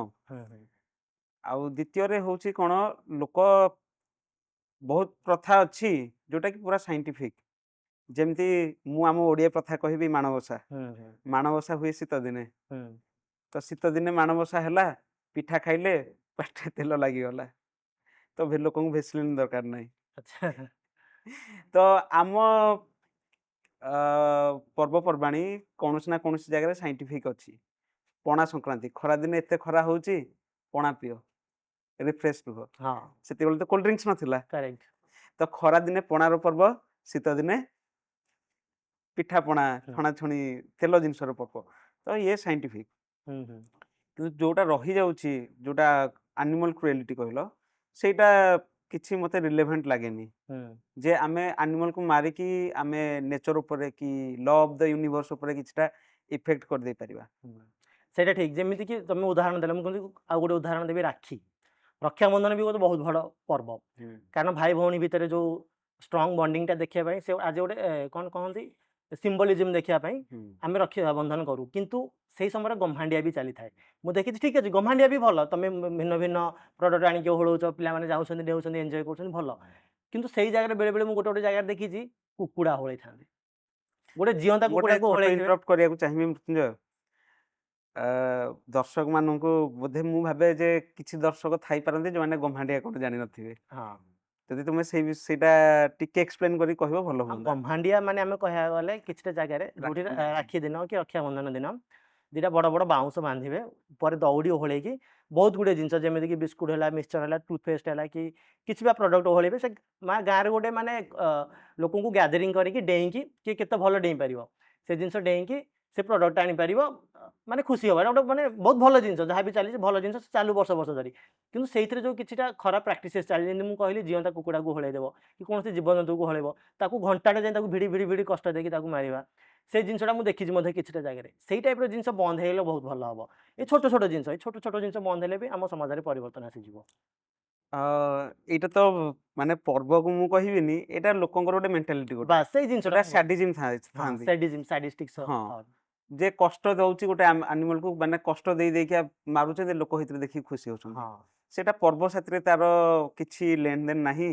ସେ ଲୋକଙ୍କର ମାନେ ସେ ସମାଜର ଗୋଟେ ଥଟ୍ ଗୋଟେ। ବାସ୍ ସେଇ ସାଡିଷ୍ଟ ଥଟ୍କୁ ନେଇକି ମୁଁ ଆଉ ଗୋଟେ କଥା କହିବାକୁ ଚାହିଁବି ଲୋକମାନେ ଚାହାନ୍ତି କୋଉଠି ନା କୋଉଠି କିଏ କେମିତି କୋଉଠି ଆକ୍ସିଡେଣ୍ଟ ହେଇଯିବ ଆମେ ଧରିକି ଜଣକୁ ବାଡ଼େଇ ଦେବୁ କିଏ ଠିକ କୋଉଠି ଠିକ ଗାଁରେ ଗୋଟେ ଚୋରଟେ ଧରା ପଡ଼ିଲେ ଆମେ ବାଡ଼େଇ ଦେବୁ ମାନେ ସେଇଟା ବହୁତ ସାଡିଷ୍ଟିକ୍ ପ୍ଲେଜର ଦିଏ ଯେ ଅନ୍ୟମାନଙ୍କୁ କଷ୍ଟ ପହଞ୍ଚିଲେ କି ଅନ୍ୟମାନଙ୍କ ମାଡ଼ ଗୋଡ଼ି ଦେଖିକି ମୋତେ ଖୁସି ହଁ, ମିଳୁଛି ସେଇଟା ଗୋଟେ ବହୁତ ସାଇକୋଲୋଜିକାଲି ଆମକୁ ଡ୍ୟାମେଜ୍ କରୁଛି ଯେମିତିକି ମନେକର ଉଦାହରଣ ଗାଁରେ ଗୋଟେ ଚୋରଟେ ଧରା ପଡ଼ିଲା ମାନେ ମବ୍ ଲିଞ୍ଚିଂ କଥା ହଁ କହୁଛ। ମବ୍ ଲିଞ୍ଚିଂ ବି ମୁଁ କହୁଛି ଗାଁରେ ଗୋଟେ ମନେକର ଚୋରଟେ ଧରା ପଡ଼ିଲା ଗାଁର ଯେତିକ ଚୋର ସେଦିନ ଭଦ୍ରଲୋକି ଠିକ ସେଇ ଠିକ ସମସ୍ତେ ବୁଲିଯିବେ ତାକୁ ଧରିକି ବାଡ଼େଇକି ମାରିବେ ଠିକ କାରଣ ସେଇଦିନ ତାଙ୍କର ଗୋଟିଏ ମାତ୍ର ଦିନ ଲୋକମାନଙ୍କର ଦେଖେଇ ହେବ ଯେ ମୁଁ ବହୁତ ଭଲ ଲୋକ ପାୱାର ଟା ଦେଖିଲ ତାଙ୍କରି ହାତରେ ପାୱାର ଅଛି। ମୋ ହାତରେ ଅଛି ଦେଖିଲ ସବୁ ଲୋକମାନେ ପ୍ରଶଂସା କରିବେ ଗାଁରେ ଚୋରଟା ଧରା ପଡ଼ିଥିଲେ ତାକୁ ବାଡ଼େଇଛି ନା ଆଉ ସେଇ ଟାଇପ୍ର ଚିନ୍ତାଧାରା ବହୁତ ମାନେ ବନ୍ଦ ହେବା ଦରକାର ଲୋକମାନେ ଯଦି ଭାବିବେ ଠିକ୍ ଅଛି ଗୋଟେ ଜିନିଷ ଭୁଲ ହେଲା କିନ୍ତୁ ଆମେ ଆଇନ ପାଖକୁ ଯିବା ଆମେ କାନୁନ ପାଖକୁ ଯିବା ଆମେ ଯାଇକି ତାକୁ ଧରିଦେବା ପୋଲିସକି ପୋଲିସ ଏ ହରକତ ନେଉ ଆମେ ଯଦି ଆଇନ କାନୁନକୁ ଆମ ନିଜ ହାତକୁ ନେବା ତାହେଲେ ଏଇଟା ଗୋଟେ ମାନେ ଅଶିକ୍ଷିତ ଲୋକଙ୍କର ପରିଚୟ ଦେଉଛି ଶିକ୍ଷାର ଅଭାବ ଅଛି ସେଇଠି ତେଣୁ ସେଇ ଜିନିଷ ବି ବହୁତ ଚେଞ୍ଜ ହେବା ଦରକାର ଠିକ ଅଛି, ଆମର ଏଇଟା ଗୋଟେ ଲ ଅଫ ଦ ଲ୍ୟାଣ୍ଡ ଥାଏ। ହୁଁ ତ ଆମର ଏଠି ଗୋଟେ ଲ ଅଛି, ଲ ଆଣ୍ଡ ଅର୍ଡର ଅଛି। ତ ସେଇ ଲ ଆଣ୍ଡ ଅର୍ଡର ହିଁ ସମାଜକୁ ବାଲାନ୍ସ କରିକି ରଖେ। କରେକ୍ଟ ଯଦି ସେଥିରେ କୌଣସି ନା କୌଣସି ଜାଗାରେ ଯଦି ଡିଷ୍ଟର୍ବ ହେଲା ହୁଁ ତ ସେଇଟା ସମାଜକୁ ହିଁ ଇମ୍ପାକ୍ଟ କରିବ, ସଠିକ ଦିଗରେ ନୁହଁ, ଗୋଟେ ବ୍ୟାଡ ଇମ୍ପାକ୍ଟ କରିବ। ହୁଁ ତ ସେଥିପାଇଁ ଲ ଆଣ୍ଡ ଅର୍ଡର ଅଛି, ସେମାନେ ବି ତାର କାମ କରନ୍ତି। କିନ୍ତୁ ଯୋଉ କଥା ତୁମେ କହିଲ, ଯୋଉ ଆନିମାଲ କ୍ରୁଏଲିଟି କହିଲ, ସେଥିପାଇଁ କୌଣସି ନା କୌଣସି ଜାଗାରେ ଆମର ପ୍ରପର ଲ ନାହିଁ, ହୁଁ ଲର କିଛିଟା ଷ୍ଟ୍ରିକ୍ଟନେସ୍ ଅଭାବ ଅଛି। ହୁଁ ମୁଁ ଭାବୁଛି ଭବିଷ୍ୟତରେ ଏଇଟା କମିଯିବ କିମ୍ବା ୟା ପାଇଁ କିଛି ଲ ବି ଆସିପାରେ। ଦେଖାଯାଉ କ'ଣ ହେଉଛି ତା ପାଇଁ ତ ତାପରେ ଆମେ ସେଥିପାଇଁ ଶିକ୍ଷା ହିଁ ଦରକାର। ହଁ ହଁ ଆମେ ୱିମେନ୍ ଏମ୍ପାୱାରମେଣ୍ଟ ଉପରେ କଥା ହେଲେ କିନ୍ତୁ ଆଜି ବି ଆମେ ଦେଖୁଛେ ବହୁତ ଝିଅମାନଙ୍କୁ ହାରାସମେଣ୍ଟର ଶିକାର ହେବାକୁ ପଡ଼ୁଛି ରେପ୍ର ଶିକାର ହେବାକୁ ପଡ଼ୁଛି ତେଣୁ ସେଇ ଜିନିଷକୁ ନେଇକି ମୁଁ ଗୋଟେ ଓପିନିଅନ୍ ଦେବାକୁ ଚାହୁଁଛି ମାନେ ଇଟ୍ ଇଜ୍ ଅନାଦର ଥିଙ୍ଗ କି ଝିଅମାନଙ୍କୁ ଗୋଟେ ପର୍ଟିକୁଲାର ଡ୍ରେସ୍ କୋଡ୍ ଫଲୋ କରିବା ଦରକାର କ'ଣ ଦରକାର ସେଇଟା ଅଲଗା ଟପିକ୍ ସେଇଟା ସମ୍ପୂର୍ଣ୍ଣ ଅଲଗା ଟପିକ୍ କିନ୍ତୁ ପୁରୁଷମାନଙ୍କର ମୁଁ ଜାଣିବା ଏଥିରେ 100% ଫଲ୍ଟ ରହୁଛି ଯଦି ଗୋଟେ ଝିଅକୁ ହାରାସମେଣ୍ଟ କରେ ତାଙ୍କ ଡ୍ରେସିଂ ସେନ୍ସ କି କ୍ଲୋଦିଂ ସେନ୍ସ ଉପରେ ଆମକୁ ନ ଯିବା ଦରକାର ଫର୍ ଏକ୍ଜାମ୍ପଲ୍ ଗୋଟେ ଝିଅ ଯଦି ଗୋଟେ ଛୋଟ ଡ୍ରେସ୍ ପିନ୍ଧୁଛି ବା ଯାହା ବି ପିନ୍ଧୁଛି ତମେ ଯଦି ସେ ତାକୁ ଦେଖିକି ତମ ମାଇଣ୍ଡ ଡାଇଭର୍ଟ ହେଉଛି କି ତମେ ସେକ୍ସୁଆଲି ଆରାଉଜ୍ ହେଇଯାଉଛ କି ତମକୁ ଇଚ୍ଛା ହେଉଛି ତମେ ତାକୁ ହାରାସ କରିବ କି କିଛି କରିବ সেটা ଦେଖାଉଛି ତମ ଚିନ୍ତାଧାରା କେତେ ଛୋଟ ସେଟା ଦେଖାଉଛି ତମ ମାଇଣ୍ଡ ତମ କଣ୍ଟ୍ରୋଲରେ ନାହିଁ ତମ ସବକନସିୟସ୍ ମାଇଣ୍ଡ କେତେ ୱିକ୍ ତମେ ମାନେ କେତେ ଦୁର୍ବଳ ତମର ଧୈର୍ଯ୍ୟ ନାହିଁ ହଁ, ମୁଁ ଜାଣିବାରେ ଗୋଟେ ଝିଅ ନିର୍ବସ୍ତ୍ର ବୁଲିଲେ ବି ତମ ମାଇଣ୍ଡ ସେଟ୍ ଏମିତି ଚେଞ୍ଜ ରଖ ଯେ ମୁଁ ସେଇ ଦ୍ୱାରା ମୁଁ ଆଫେକ୍ଟ ହେବିନି ମୋର ଗୋଟେ କାମ ଅଛି ମୋର କର୍ତ୍ତବ୍ୟ ଅଛି ମୋର ସମାଜ ପ୍ରତି କର୍ତ୍ତବ୍ୟ ଅଛି ମୋର ପରିବାର ଅଛି କି ମୋର ପରିବାର ନାହିଁ କି ମୋର ପ୍ରାୟୋରିଟି କ'ଣ ମୋର ରୋଜଗାର ପ୍ରାୟୋରିଟି କି ମୁଁ ମୋର ନିଜର ବଡ଼ ବଡ଼ ଲକ୍ଷ୍ୟ ଅଛି ମୁଁ ତା ଉପରେ ଫୋକସ୍ କରିବି ଗୋଟେ ଝିଅ କ'ଣ ପିନ୍ଧିଛି କ'ଣ ନାହିଁ ସେ ଜିନିଷ ମୋତେ କ'ଣ ପାଇଁ ଆଫେକ୍ଟ କରିବ ଯଦି ମୁଁ ଗୋଟେ ଦୁର୍ବଳ ଚିନ୍ତାଧାରା ପିଲା ହେଇଥିବି ମୋର ଯଦି ଧୈର୍ଯ୍ୟ ନଥିବ ମାଇଣ୍ଡ ବହୁତ ୱିକ୍ ଥିବି ତାହେଲେ ମୁଁ ଆଫେକ୍ଟ ହେବି ଉଦାହରଣ ସ୍ୱରୂପ ଯଦି ମୁଁ ମେଟ୍ରୋରେ ଯାଉଛି ଗୋଟେ ଝିଅକୁ ଦେଖିଲି ଛୋଟ ଛୋଟ ଡ୍ରେସ୍ ପିନ୍ଧିଛି ମୋର ଇଆଡ଼େ ଇଣ୍ଟରଭ୍ୟୁ ଦେବାର ଅଛି ମୁଁ ପୁରା ଇଣ୍ଟରଭ୍ୟୁ ପାଇଁ ପ୍ରିପାରେସନ୍ ହେଇକି ଯାଇଛି କିନ୍ତୁ ସେ ଜିନିଷକୁ ଦେଖିକି ମୁଁ ପରସୁଏଡ୍ ହେଇଗଲି କି ମୁଁ ଆଫେକ୍ଟେଡ୍ ହେଇଗଲି ତାପରେ ଗଲାବେଳକୁ ମୁଁ ଦିନ ରାତି ମାଇଣ୍ଡରେ ସେଇଟା ଚାଲିଛି ଇଣ୍ଟରଭ୍ୟୁ ଦେଲାବେଳେ ମୋ ଇଣ୍ଟରଭ୍ୟୁ ଖରାପ ଯିବ ତାପରେ ମୁଁ ଯାହା କରିବାକୁ ଚାହୁଁଛି ସେ ଜିନିଷ କରିପାରିବିନି ମାନେ ସେଇଟା କେତେ ୱିକ୍ ମାନେ ଆଜିକାଲି ପୁରୁଷ ସମାଜ ମାନେ ଏତେ ଦୁର୍ବଳ ହେଇଗଲେଣି ଏଇ ଯେଉଁ ଭିଡ଼ିଓଜ୍ ହେଲା ପର୍ନ ଦେଖିବା ଏଇସବୁ ଜିନିଷ ଦେଖିକି ମାନେ ତାଙ୍କ ମାଇଣ୍ଡ ସେଟ୍ ଏତେ ୱିକ୍ ହେଇଗଲାଣି ଯେ ସେମାନେ ମାନେ ସମାଜ ପ୍ରତି ମାନେ ମୁଁ ଯେଉଁ ଯେମିତି କହିଲି ହାଇ ଭ୍ୟାଲ୍ୟୁ ମ୍ୟାନ୍ ଲୋକମାନେ ସେ ହାଇ ଭ୍ୟାଲ୍ୟୁ ଲୁଜ୍ କରୁଛନ୍ତି আর ତ ଆଉ ଗୋଟେ ଏଣ୍ଟ୍ରି ଆମେ ଦେଖିବା ମାନେ ଝିଅ ପିଲାଙ୍କର ବି କର୍ତ୍ତବ୍ୟ ରହୁଛି ତାଙ୍କେ ପର୍ଟିକୁଲାର ଡ୍ରେସ୍ କୋଡ୍ ଫଲୋ କର ଯେମିତିକି ତମେ ଅଫିସ୍ ଯାଉଛ ତା ପାଇଁ ଗୋଟେ ପର୍ଟିକୁଲାର ଡ୍ରେସ୍ କୋଡ୍ ଫଲୋ କର ଆଜିକାଲି କଲେଜରେ ବହୁତ ଫ୍ୟାନ୍ସି ଡ୍ରେସ୍ ପିନ୍ଧୁଛନ୍ତି କିନ୍ତୁ କଲେଜରେ ତା ପାଇଁ ଯେହେତୁ ଶିକ୍ଷା ପାଇଁ ଯାଉଛ ତା ପାଇଁ ଗୋଟେ ପର୍ଟିକୁଲାର ଡ୍ରେସ୍ କୋଡ୍ ଫଲୋ କର କିନ୍ତୁ ତମେ ହଁ ସମୁଦ୍ରରେ ବିଚ୍ ଯାଉଛ କି କେଉଁ ଏନ୍ଜୟ କରୁଛ ତା ପାଇଁ ତମେ କିଛି ସର୍ଟସ୍ ପିନ୍ଧୁଛ ଯାହା ବି ପିନ୍ଧୁଛ ଦ୍ୟାଟ୍ସ ଫାଇନ୍ ମାନେ ପୁଲ୍ ପାର୍ଟି କି ଯାଉଛ ଯାହା ବି ତମକୁ ଯୋଉଠି କି କ୍ଲବ୍ ଯାଉଛ ତା ପାଇଁ ତମେ ଯାହା ବି ଡ୍ରେସ୍ ପିନ୍ଧୁଛ ତମେ ଠିକ୍ ଅଛି ଯଦି ତମେ କମ୍ଫର୍ଟେବଲ୍ ଫିଲ୍ କରୁଛ ପିନ୍ଧ ଆଉ ତମେ ପିନ୍ଧୁଥିବ ତମେ କମ୍ଫର୍ଟେବଲ୍ ଫିଲ୍ କରୁନଥିବ ସେଇଟା ବି ଠିକ୍ ନୁହଁ କିନ୍ତୁ ଆଟ୍ ଦ ସେମ୍ ଟାଇମ୍ ମୁଁ ସେୟା ବି କହିବି ଯେ ପୁଅ ପିଲାଙ୍କର ବି ଏତିକି କର୍ତ୍ତବ୍ୟ ରହିବା ଦରକାର ଏମିତି ମାଇଣ୍ଡ ସେଟ୍ ରହିବା ଦରକାର ଯେ ଏଇ ଛୋଟ ଛୋଟ ଜିନିଷକୁ ନେଇକି ସେମାନେ ବଦର ଫିଲ୍ ହେବା ନ ଦରକାର ଠିକ୍ ଏଇ ମାନେ ମାଇଣ୍ଡ ସେଟ୍ ଏତେ ଷ୍ଟ୍ରଙ୍ଗ କର ଯେ ବୁଝିପାରିଲ ମାନେ ମାଇଣ୍ଡ ସେଟ୍ ଏତେ ଷ୍ଟ୍ରଙ୍ଗ କର ଯେ ନିଜ ଚିନ୍ତାଧାରା ହାଇ ରଖ ନିଜର କିଛି କର୍ମ ପାଇଁ ଲଢ଼ ବିଲକୁଲ ଠିକ୍ କଥା ହେଉଛି କ'ଣ ଆମେ ୱିମେନ୍ ଏମ୍ପାୱାରମେଣ୍ଟ ଉପରେ କଥା ହେଉଛେ ଡିସ୍କସନ୍ କରୁଛେ କିନ୍ତୁ ଆମେ ଆମ ସୋସାଇଟି ଏଥିପାଇଁ ରେଡି ନାହିଁ ଯେ ଗୋଟେ ଏମ୍ପାୱାର୍ଡ ୱିମେନ୍କୁ କେମିତି ଆମେ ଟ୍ରିଟ୍ କରିବା ଏଇଟା କାମ ହେଉଛି ମେନ୍ ମାନଙ୍କର how to handle empowered women ତ ଏଥିପାଇଁ ଗୋଟେ ହାଇ ଭ୍ୟାଲ୍ୟୁ ମ୍ୟାନ୍ର ଆବଶ୍ୟକତା ରହିଛି ଆଉ କଥା ରହିଲା କ'ଣ ଯେ କ'ଣ ଲୋକ ଚାହୁଁଛନ୍ତି ମୁଁ ଏଠି ଦୋଷ ପୁରୁଷଙ୍କୁ ବି ଦେବି କିଛି ନା କିଛି ଜାଗାରେ ଦୋଷ ସ୍ତ୍ରୀଙ୍କୁ ବି ଦେବି ମହିଳାମାନଙ୍କୁ ବି ଦେବି କାରଣ କ'ଣ ସେମାନେ ଯଦି ତୁମେ କହିଲ ଛୋଟ ଡ୍ରେସ୍ ପିନ୍ଧୁଛନ୍ତି ସେମାନେ ଛୋଟ ଡ୍ରେସ୍ ପିନ୍ଧୁଛନ୍ତି କାହିଁକି they want attention and that's what they are getting depend କରେ କୋଉ ଜାଗାରେ ଆଟେନସନ୍ ପାଇଁ ବି ପିନ୍ଧନ୍ତି କୋଉ ହଁ। ଜାଗାରେ କମ୍ଫର୍ଟେବଲ୍ ପାଇଁ ବି ପିନ୍ଧନ୍ତି ମୋଷ୍ଟଲି ଆଟେନସନ୍ ପାଇଁ ହିଁ ପିନ୍ଧନ୍ତି ମୁଁ ମାନେ ତାଙ୍କୁ ଦାୟୀ କରୁନି ମାନେ comfort ଡିପେଣ୍ଡ ପାଇଁ କରେ ବି ଯଦି ପିନ୍ଧନ୍ତି, କ୍ଲବ୍ ବାସ୍। ଡିଫରେଣ୍ଟ କ୍ଲବ୍ ଫ୍ଲବ୍ ଯାଆନ୍ତି ହଁ ସେଇ ଜାଗାରେ ପିନ୍ଧନ୍ତି ତାପରେ ସେକେଣ୍ଡ ଜିନିଷ ମେଡିଟେସନ୍ ତ ଦରକାର କିନ୍ତୁ ଗୋଟେ ବହୁତ ବେସିକ୍ ଜିନିଷ ହେଲା ମଣିଷମାନଙ୍କର ଗୋଟେ କର୍ସିଭ୍ ନେଚର୍ ଥାଏ ଗୋଟେ ପୁରୁଷ ସ୍ତ୍ରୀକୁ ଆକର୍ଷିତ ହେବ ଗୋଟେ ସ୍ତ୍ରୀ ପୁରୁଷ ଆଡ଼କୁ ଆକର୍ଷିତ ହେବ ତ ସିଏ ମାନେ ଏଇଭଳିଆ ନେଚର୍ ତ ଏଇଟା ମୋ ବାୟୋଲୋଜିକାଲ ଜିନିଷ ଏଇଟା ତ ସେଇ ସମୟରେ ଯଦି ଗୋଟେ ମହିଳା ନିଜକୁ ଏକ୍ସପ୍ଲୋର କରଉଛି ତ ତାର ଏପଟୁ କ'ଣ ହେବ ନା ପୁରୁଷମାନଙ୍କର କର୍ସିଭ୍ ନେଚର୍ଟା ଆକ୍ଟିଭେଟ୍ ହେବ ତାକୁ କଣ୍ଟ୍ରୋଲ କରିବା ପାଇଁ କ'ଣ ଦରକାର ନା ଗୋଟେ ହାଇ ଭ୍ୟାଲ୍ୟୁ ଦରକାର ମେଡିଟେସନ୍ କରିବା ଦରକାର ଜାଣିବା ଦରକାର ଯେ ହଁ ବର୍ତ୍ତମାନ something is controlling me I have to take the control ହଁ ମତେ ବାସ୍ ସେଇ କର୍ସିଭ୍ ନେଚର୍ ଯାହା ବି ତମେ କହିଲ ସେଇ ଜିନିଷଟାକୁ ଆମେ କଣ୍ଟ୍ରୋଲ କରିପାରିବା ମୁଁ ଯେମିତି କହିଲି କି ସରାଉଣ୍ଡିଂ ଆମକୁ ଅଫେକ୍ଟ ନ କରିବା ଦରକାର ବାସ୍ ଆମେ ଆମ ସରାଉଣ୍ଡିଂକୁ କଣ୍ଟ୍ରୋଲ କରିବା ଆମେ ଜାଣିବା ଦରକାର ଏଇ ଛୋଟ ଜିନିଷ ତମେ ନିଜକୁ ଭାବିବା ଦରକାର ମୁଁ କ'ଣ ଚାହୁଁଛି ମୁଁ ଗୋଟେ ଫ୍ୟାମିଲି ଚାହୁଁଛି ମୁଁ ଗୋଟେ ଷ୍ଟ୍ରଙ୍ଗ ବଣ୍ଡିଂ ଚାହୁଁଛି ମୁଁ ଏମିତି ଗୋଟେ ପାର୍ଟନର ଚାହୁଁଛି ଯାହା ସହିତ ମୁଁ ବୁଢ଼ା ହେଇପାରିବି ଯାହା ସହିତ ମୁଁ ମୋ ପରିବାର ଗଢ଼ିପାରିବି ମୁଁ ମେ ବି ଏଇ ଜିନିଷ ମୋର ଆଟ୍ରାକ୍ଟ ହେବାକୁ ଚାହୁଁନି ମୋର ଏଇ ଜିନିଷ ପ୍ରତି ମୋର ଲୋଭ ନାହିଁ କିନ୍ତୁ ଏଇ ପର୍ଟିକୁଲାର ମୁଭମେଣ୍ଟ ପ୍ରତି ଯେହେତୁ ମୋତେ ଏଇ ଜିନିଷଟା ଫିଲ୍ ହେଉଛି ଆରାଉଜଲଟା ଫିଲ୍ ହେଉଛି ତାକୁ ମୁଁ କଣ୍ଟ୍ରୋଲ କରିପାରିବି ତାକୁ ମୁଁ ସପ୍ରେସ୍ କରିପାରିବି ଯଦି ମୁଁ କଣ୍ଟ୍ରୋଲରେ ଥିବି ଯଦି ମୋ ମାଇଣ୍ଡ ମୋ କଣ୍ଟ୍ରୋଲରେ ଥିବି ଏଇ ଟାଇପ୍ର ମାଇଣ୍ଡ ସେଟ୍ ହିଁ ଡେଭଲପ୍ କରିବା ଦରକାର ଯାହାଫଳରେ ଆମେ ଯଦି ପୁରୁଷମାନେ ସମାଜରେ କଣ୍ଟ୍ରୋଲ ରହିବେ ସେମାନେ ଆହୁରି ଭଲ ଭଲ ଚେଞ୍ଜ ଆଣିପାରିବେ ବହୁତ ଭଲ ଚେଞ୍ଜ ଆଣିପାରିବେ ଯାହାଫଳରେ ସମାଜ ଆହୁରି ଆଗକୁ ଯିବ ନିଶ୍ଚିନ୍ତ ରୂପେ ଆଉ ଗୋଟେ କଥା ହେଉଛି ସମାଜରେ ପରିବର୍ତ୍ତନ ପାଇଁ ଆର୍ଥିକ ବିକାଶ ଆଉ ସମସ୍ତଙ୍କୁ ଇକ୍ୱାଲ୍ ଅପରଚ୍ୟୁନିଟି ମିଳିବା ଦରକାର ମୁଁ ଯଦି ଆର୍ଥିକ ବିକାଶ ଆଉ ଇକ୍ୱାଲ୍ ଅପରଚ୍ୟୁନିଟି କହୁଛି ଏମିତି କିଛି ସରକାରକୁ ସ୍କିମ୍ ଆଣିବା ଦରକାର ଏମିତି ନୁହେଁ ଯେ ସମସ୍ତଙ୍କୁ ରୋଜଗାର ମିଳୁ କି ସମସ୍ତଙ୍କୁ ଚାକିରି ଦେଇଦେଉ କିନ୍ତୁ ଲୋକମାନଙ୍କୁ ରୋଜଗାର କ୍ଷମ ବନାଇବା ପାଇଁ କମସେ କମ୍ ଏମିତି କିଛି ସ୍କିମ୍ ଆସିବା ଦରକାର ଏମିତି କିଛି ଅପରଚ୍ୟୁନିଟି ମିଳିବା ଦରକାର ଯେଉଁଥିରେ ଲୋକମାନେ ନିଜେ କୌଣସି ପ୍ରୋଗ୍ରାମରେ ଏନରୋଲ୍ କରିପାରିବେ କି କୌଣସି ଯଦି ସ୍କିଲ୍ ଶିଖିବାକୁ ଚାହୁଁଛନ୍ତି ସେ ଶିଖିପାରିବେ ନିଜକୁ ନିଜେ ରୋଜଗାରକ୍ଷମ ବନେଇ ପାରିବେ ଆଉ ଏଇ ସ୍କିମ୍ ଆଣିବ କିଏ ସରକାର ଆଉ ଆମ ସରକାର ହେଉଛି ଡେମୋକ୍ରାଟିକ୍ ଆମେ ନିଜେ ସରକାରକୁ ଇଲେକ୍ଟ କରୁଛେ ତେଣୁ ସେଇଥିପାଇଁ କେଉଁଠି ନା କେଉଁଠି ଲୋକମାନଙ୍କର ହିଁ ରୋଲ୍ ରହୁଛି ଲୋକମାନଙ୍କୁ ହିଁ ନିଜକୁ ସକ୍ଷମ ବନାଇବାକୁ ପଡ଼ିବ ଲୋକମାନଙ୍କୁ ହିଁ ପଜିଟିଭଲି ଭାବିବାକୁ ପଡ଼ିବ ଯେ ହଁ ସମାଜରେ ପରିବର୍ତ୍ତନ ଆସିପାରିବ ସେଥିପାଇଁ ନିଜକୁ ଏଜୁକେଟ୍ ନିଜେ କରିବେ ନିଜକୁ ନିଜେ ଶିକ୍ଷିତ ନିଜେ କରିବେ ଆଉ ସେଇ ଜିନିଷଟାକୁ ଯାହାଫଳରେ ମାନେ ଗୋଟେ କମ୍ୟୁନିଟି ବିଲ୍ଡ କରିବେ ସେଇ କମ୍ୟୁନିଟି ହିଁ ନେଇକି ହିଁ ଆମେ ସରକାର ବିଲ୍ଡ କରୁଛେ ତ ସେଇ ଜିନିଷଟା ହେବା ନିହାତି ଦରକାର ଠିକ୍ କଥା ଠିକ୍ ରୂପେ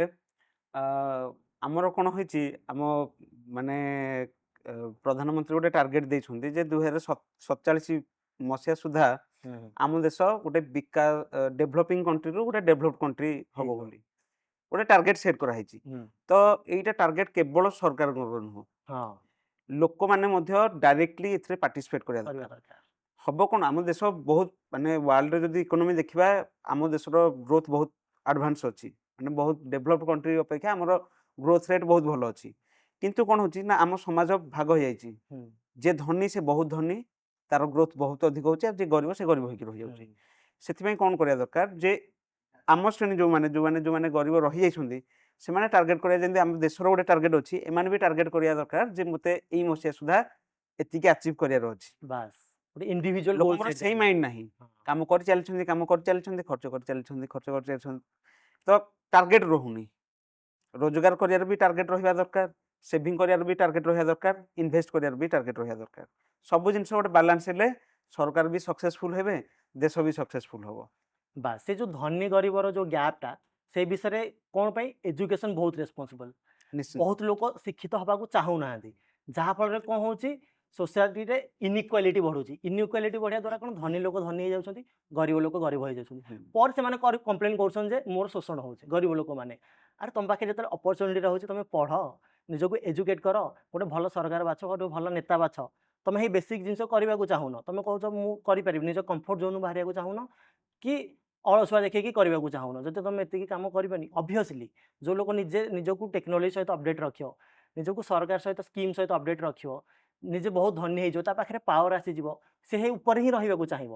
ତୁମେ ତଳ ବର୍ଗରେ ରହିଲେ ତୁମେ ଶୋଷଣ ହୋଇଯିବ, ତୁମକୁ ଶୋଷଣର ମାନେ କ'ଣ ଶୋଷଣ ସହିବାକୁ ପଡ଼ିବ।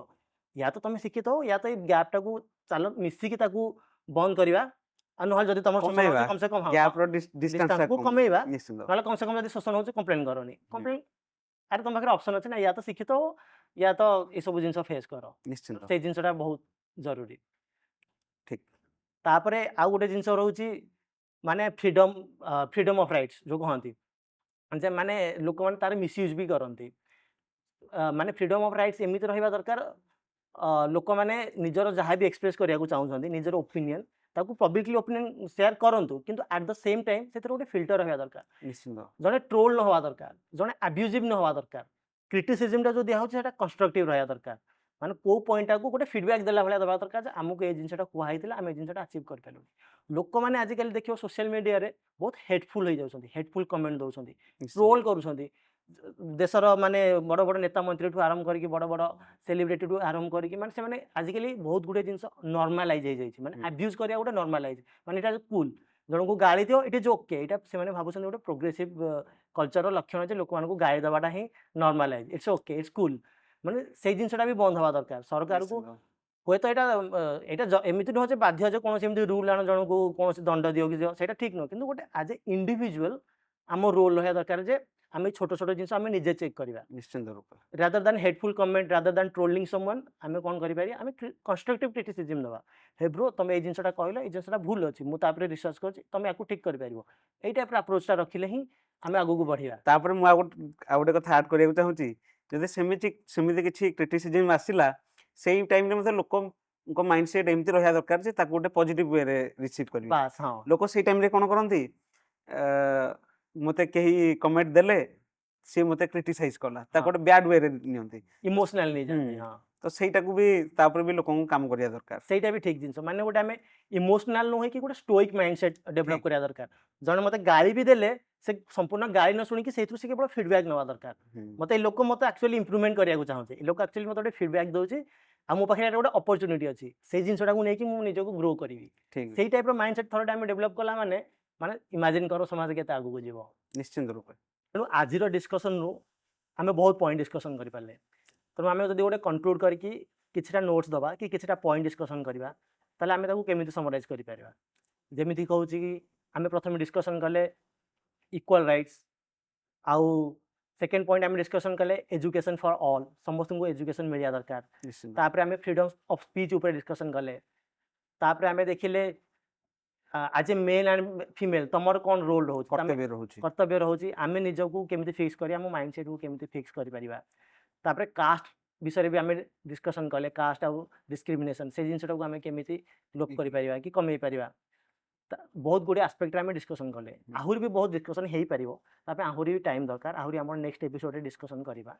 ତେଣୁ ଆମେ ଏତିକି କହିବୁ ଯେ ଆପଣଙ୍କର ଆଉ କେଉଁ ଟପିକ୍ ରହୁଛି କି ଆମେ କେଉଁଟା ମିସ୍ କଲୁ, ସେଇ ଜିନିଷକୁ ଆପଣ ପ୍ଲିଜ୍ କମେଣ୍ଟ ସେକ୍ସନରେ ଜଣାନ୍ତୁ, ଯାହାକୁ ଆମେ ଆହୁରି ଭବିଷ୍ୟତରେ ଡିସ୍କସନ୍ କରିପାରିବୁ। ଯଦି ବି ଆମ ଡିସ୍କସନ୍ରେ କିଛି ବା ଭୁଲ ଭଟକା ରହୁଛି, କିଛି ଜିନିଷରେ ଆପଣ ଆଗ୍ରି କରିବାକୁ ଚାହୁଁନାହାନ୍ତି, ତାହେଲେ ଆପଣ ସେଇଟାକୁ ନିଜେ କମେଣ୍ଟରେ ଲେଖନ୍ତୁ। ଆଉ ଆମେ ଚାହୁଁଛୁ, ଆମେ ଏକ୍ସପେକ୍ଟ କରୁଛୁ ଗୋଟେ କନଷ୍ଟ୍ରକ୍ଟିଭ୍ କ୍ରିଟିସିଜମ୍। ତେଣୁ ଆମେ ନିଜେ ଗ୍ରୋ କରିବା, ଆଉ ସମାଜ ବି ଗ୍ରୋ ହେବ। ହଉ ବିଶ୍ୱନାଥ, ଆଜିର ତ ଡିସ୍କସନ୍ ସରିଲାଣି, ତମକୁ କେମିତି ଲାଗିଲା ଆଜିର ଡିସ୍କସନ୍ରେ ଭାଗ ନେଇକି? ବହୁତ ଭଲ ଲାଗିଲା ମୃତ୍ୟୁଞ୍ଜୟ, ଆଉ ବହୁତ ଶିଖିବାକୁ ବି ମିଳିଲା। ତ ମୁଁ ଆଶା କରୁଛି ପୁଣି ଏଇଭଳିଆ କିଛି ଡିସ୍କସନ୍ ଆମେ ଆଗକୁ କରିବା। ଅବଭିୟସଲି ଏଇଟା ଆମ କର୍ତ୍ତବ୍ୟ ଆଜ୍ ଏ ୟୁଥ୍ ଆମେ ସମସ୍ତଙ୍କୁ ଏମିତି ଡିସ୍କସନ୍ରେ ଭାଗ ନେବା ଦରକାର ଆଉ ସୋସିଆଲ ମିଡ଼ିଆର ଫାଇଦା ବି ନେବା ଦରକାର ଯାହାଫଳରେ ଆମେ ଜିନିଷ ଏଇ ସବୁ ଟପିକ୍ ଆମେ ଯଦି ଅପଲୋଡ଼ କରିବା ଲୋକମାନଙ୍କୁ ଏଜୁକେଟ୍ କରିପାରିବା। ନିଶ୍ଚିତ ତେଣୁ ଏଇଟା ଗୋଟେ ଗୁଡ୍ ଆଟେମ୍ପ୍ଟ ଆମେ ଟ୍ରାଏ କରୁଛୁ ଲୋକମାନଙ୍କୁ ଏଜୁକେଟ୍ କରିବା ପାଇଁ ଆଉ ସମାଜରେ ପରିବର୍ତ୍ତନ ଆଣିବା ପାଇଁ। ତେଣୁ it was nice meeting you thank you for your contribution. Thank you same here.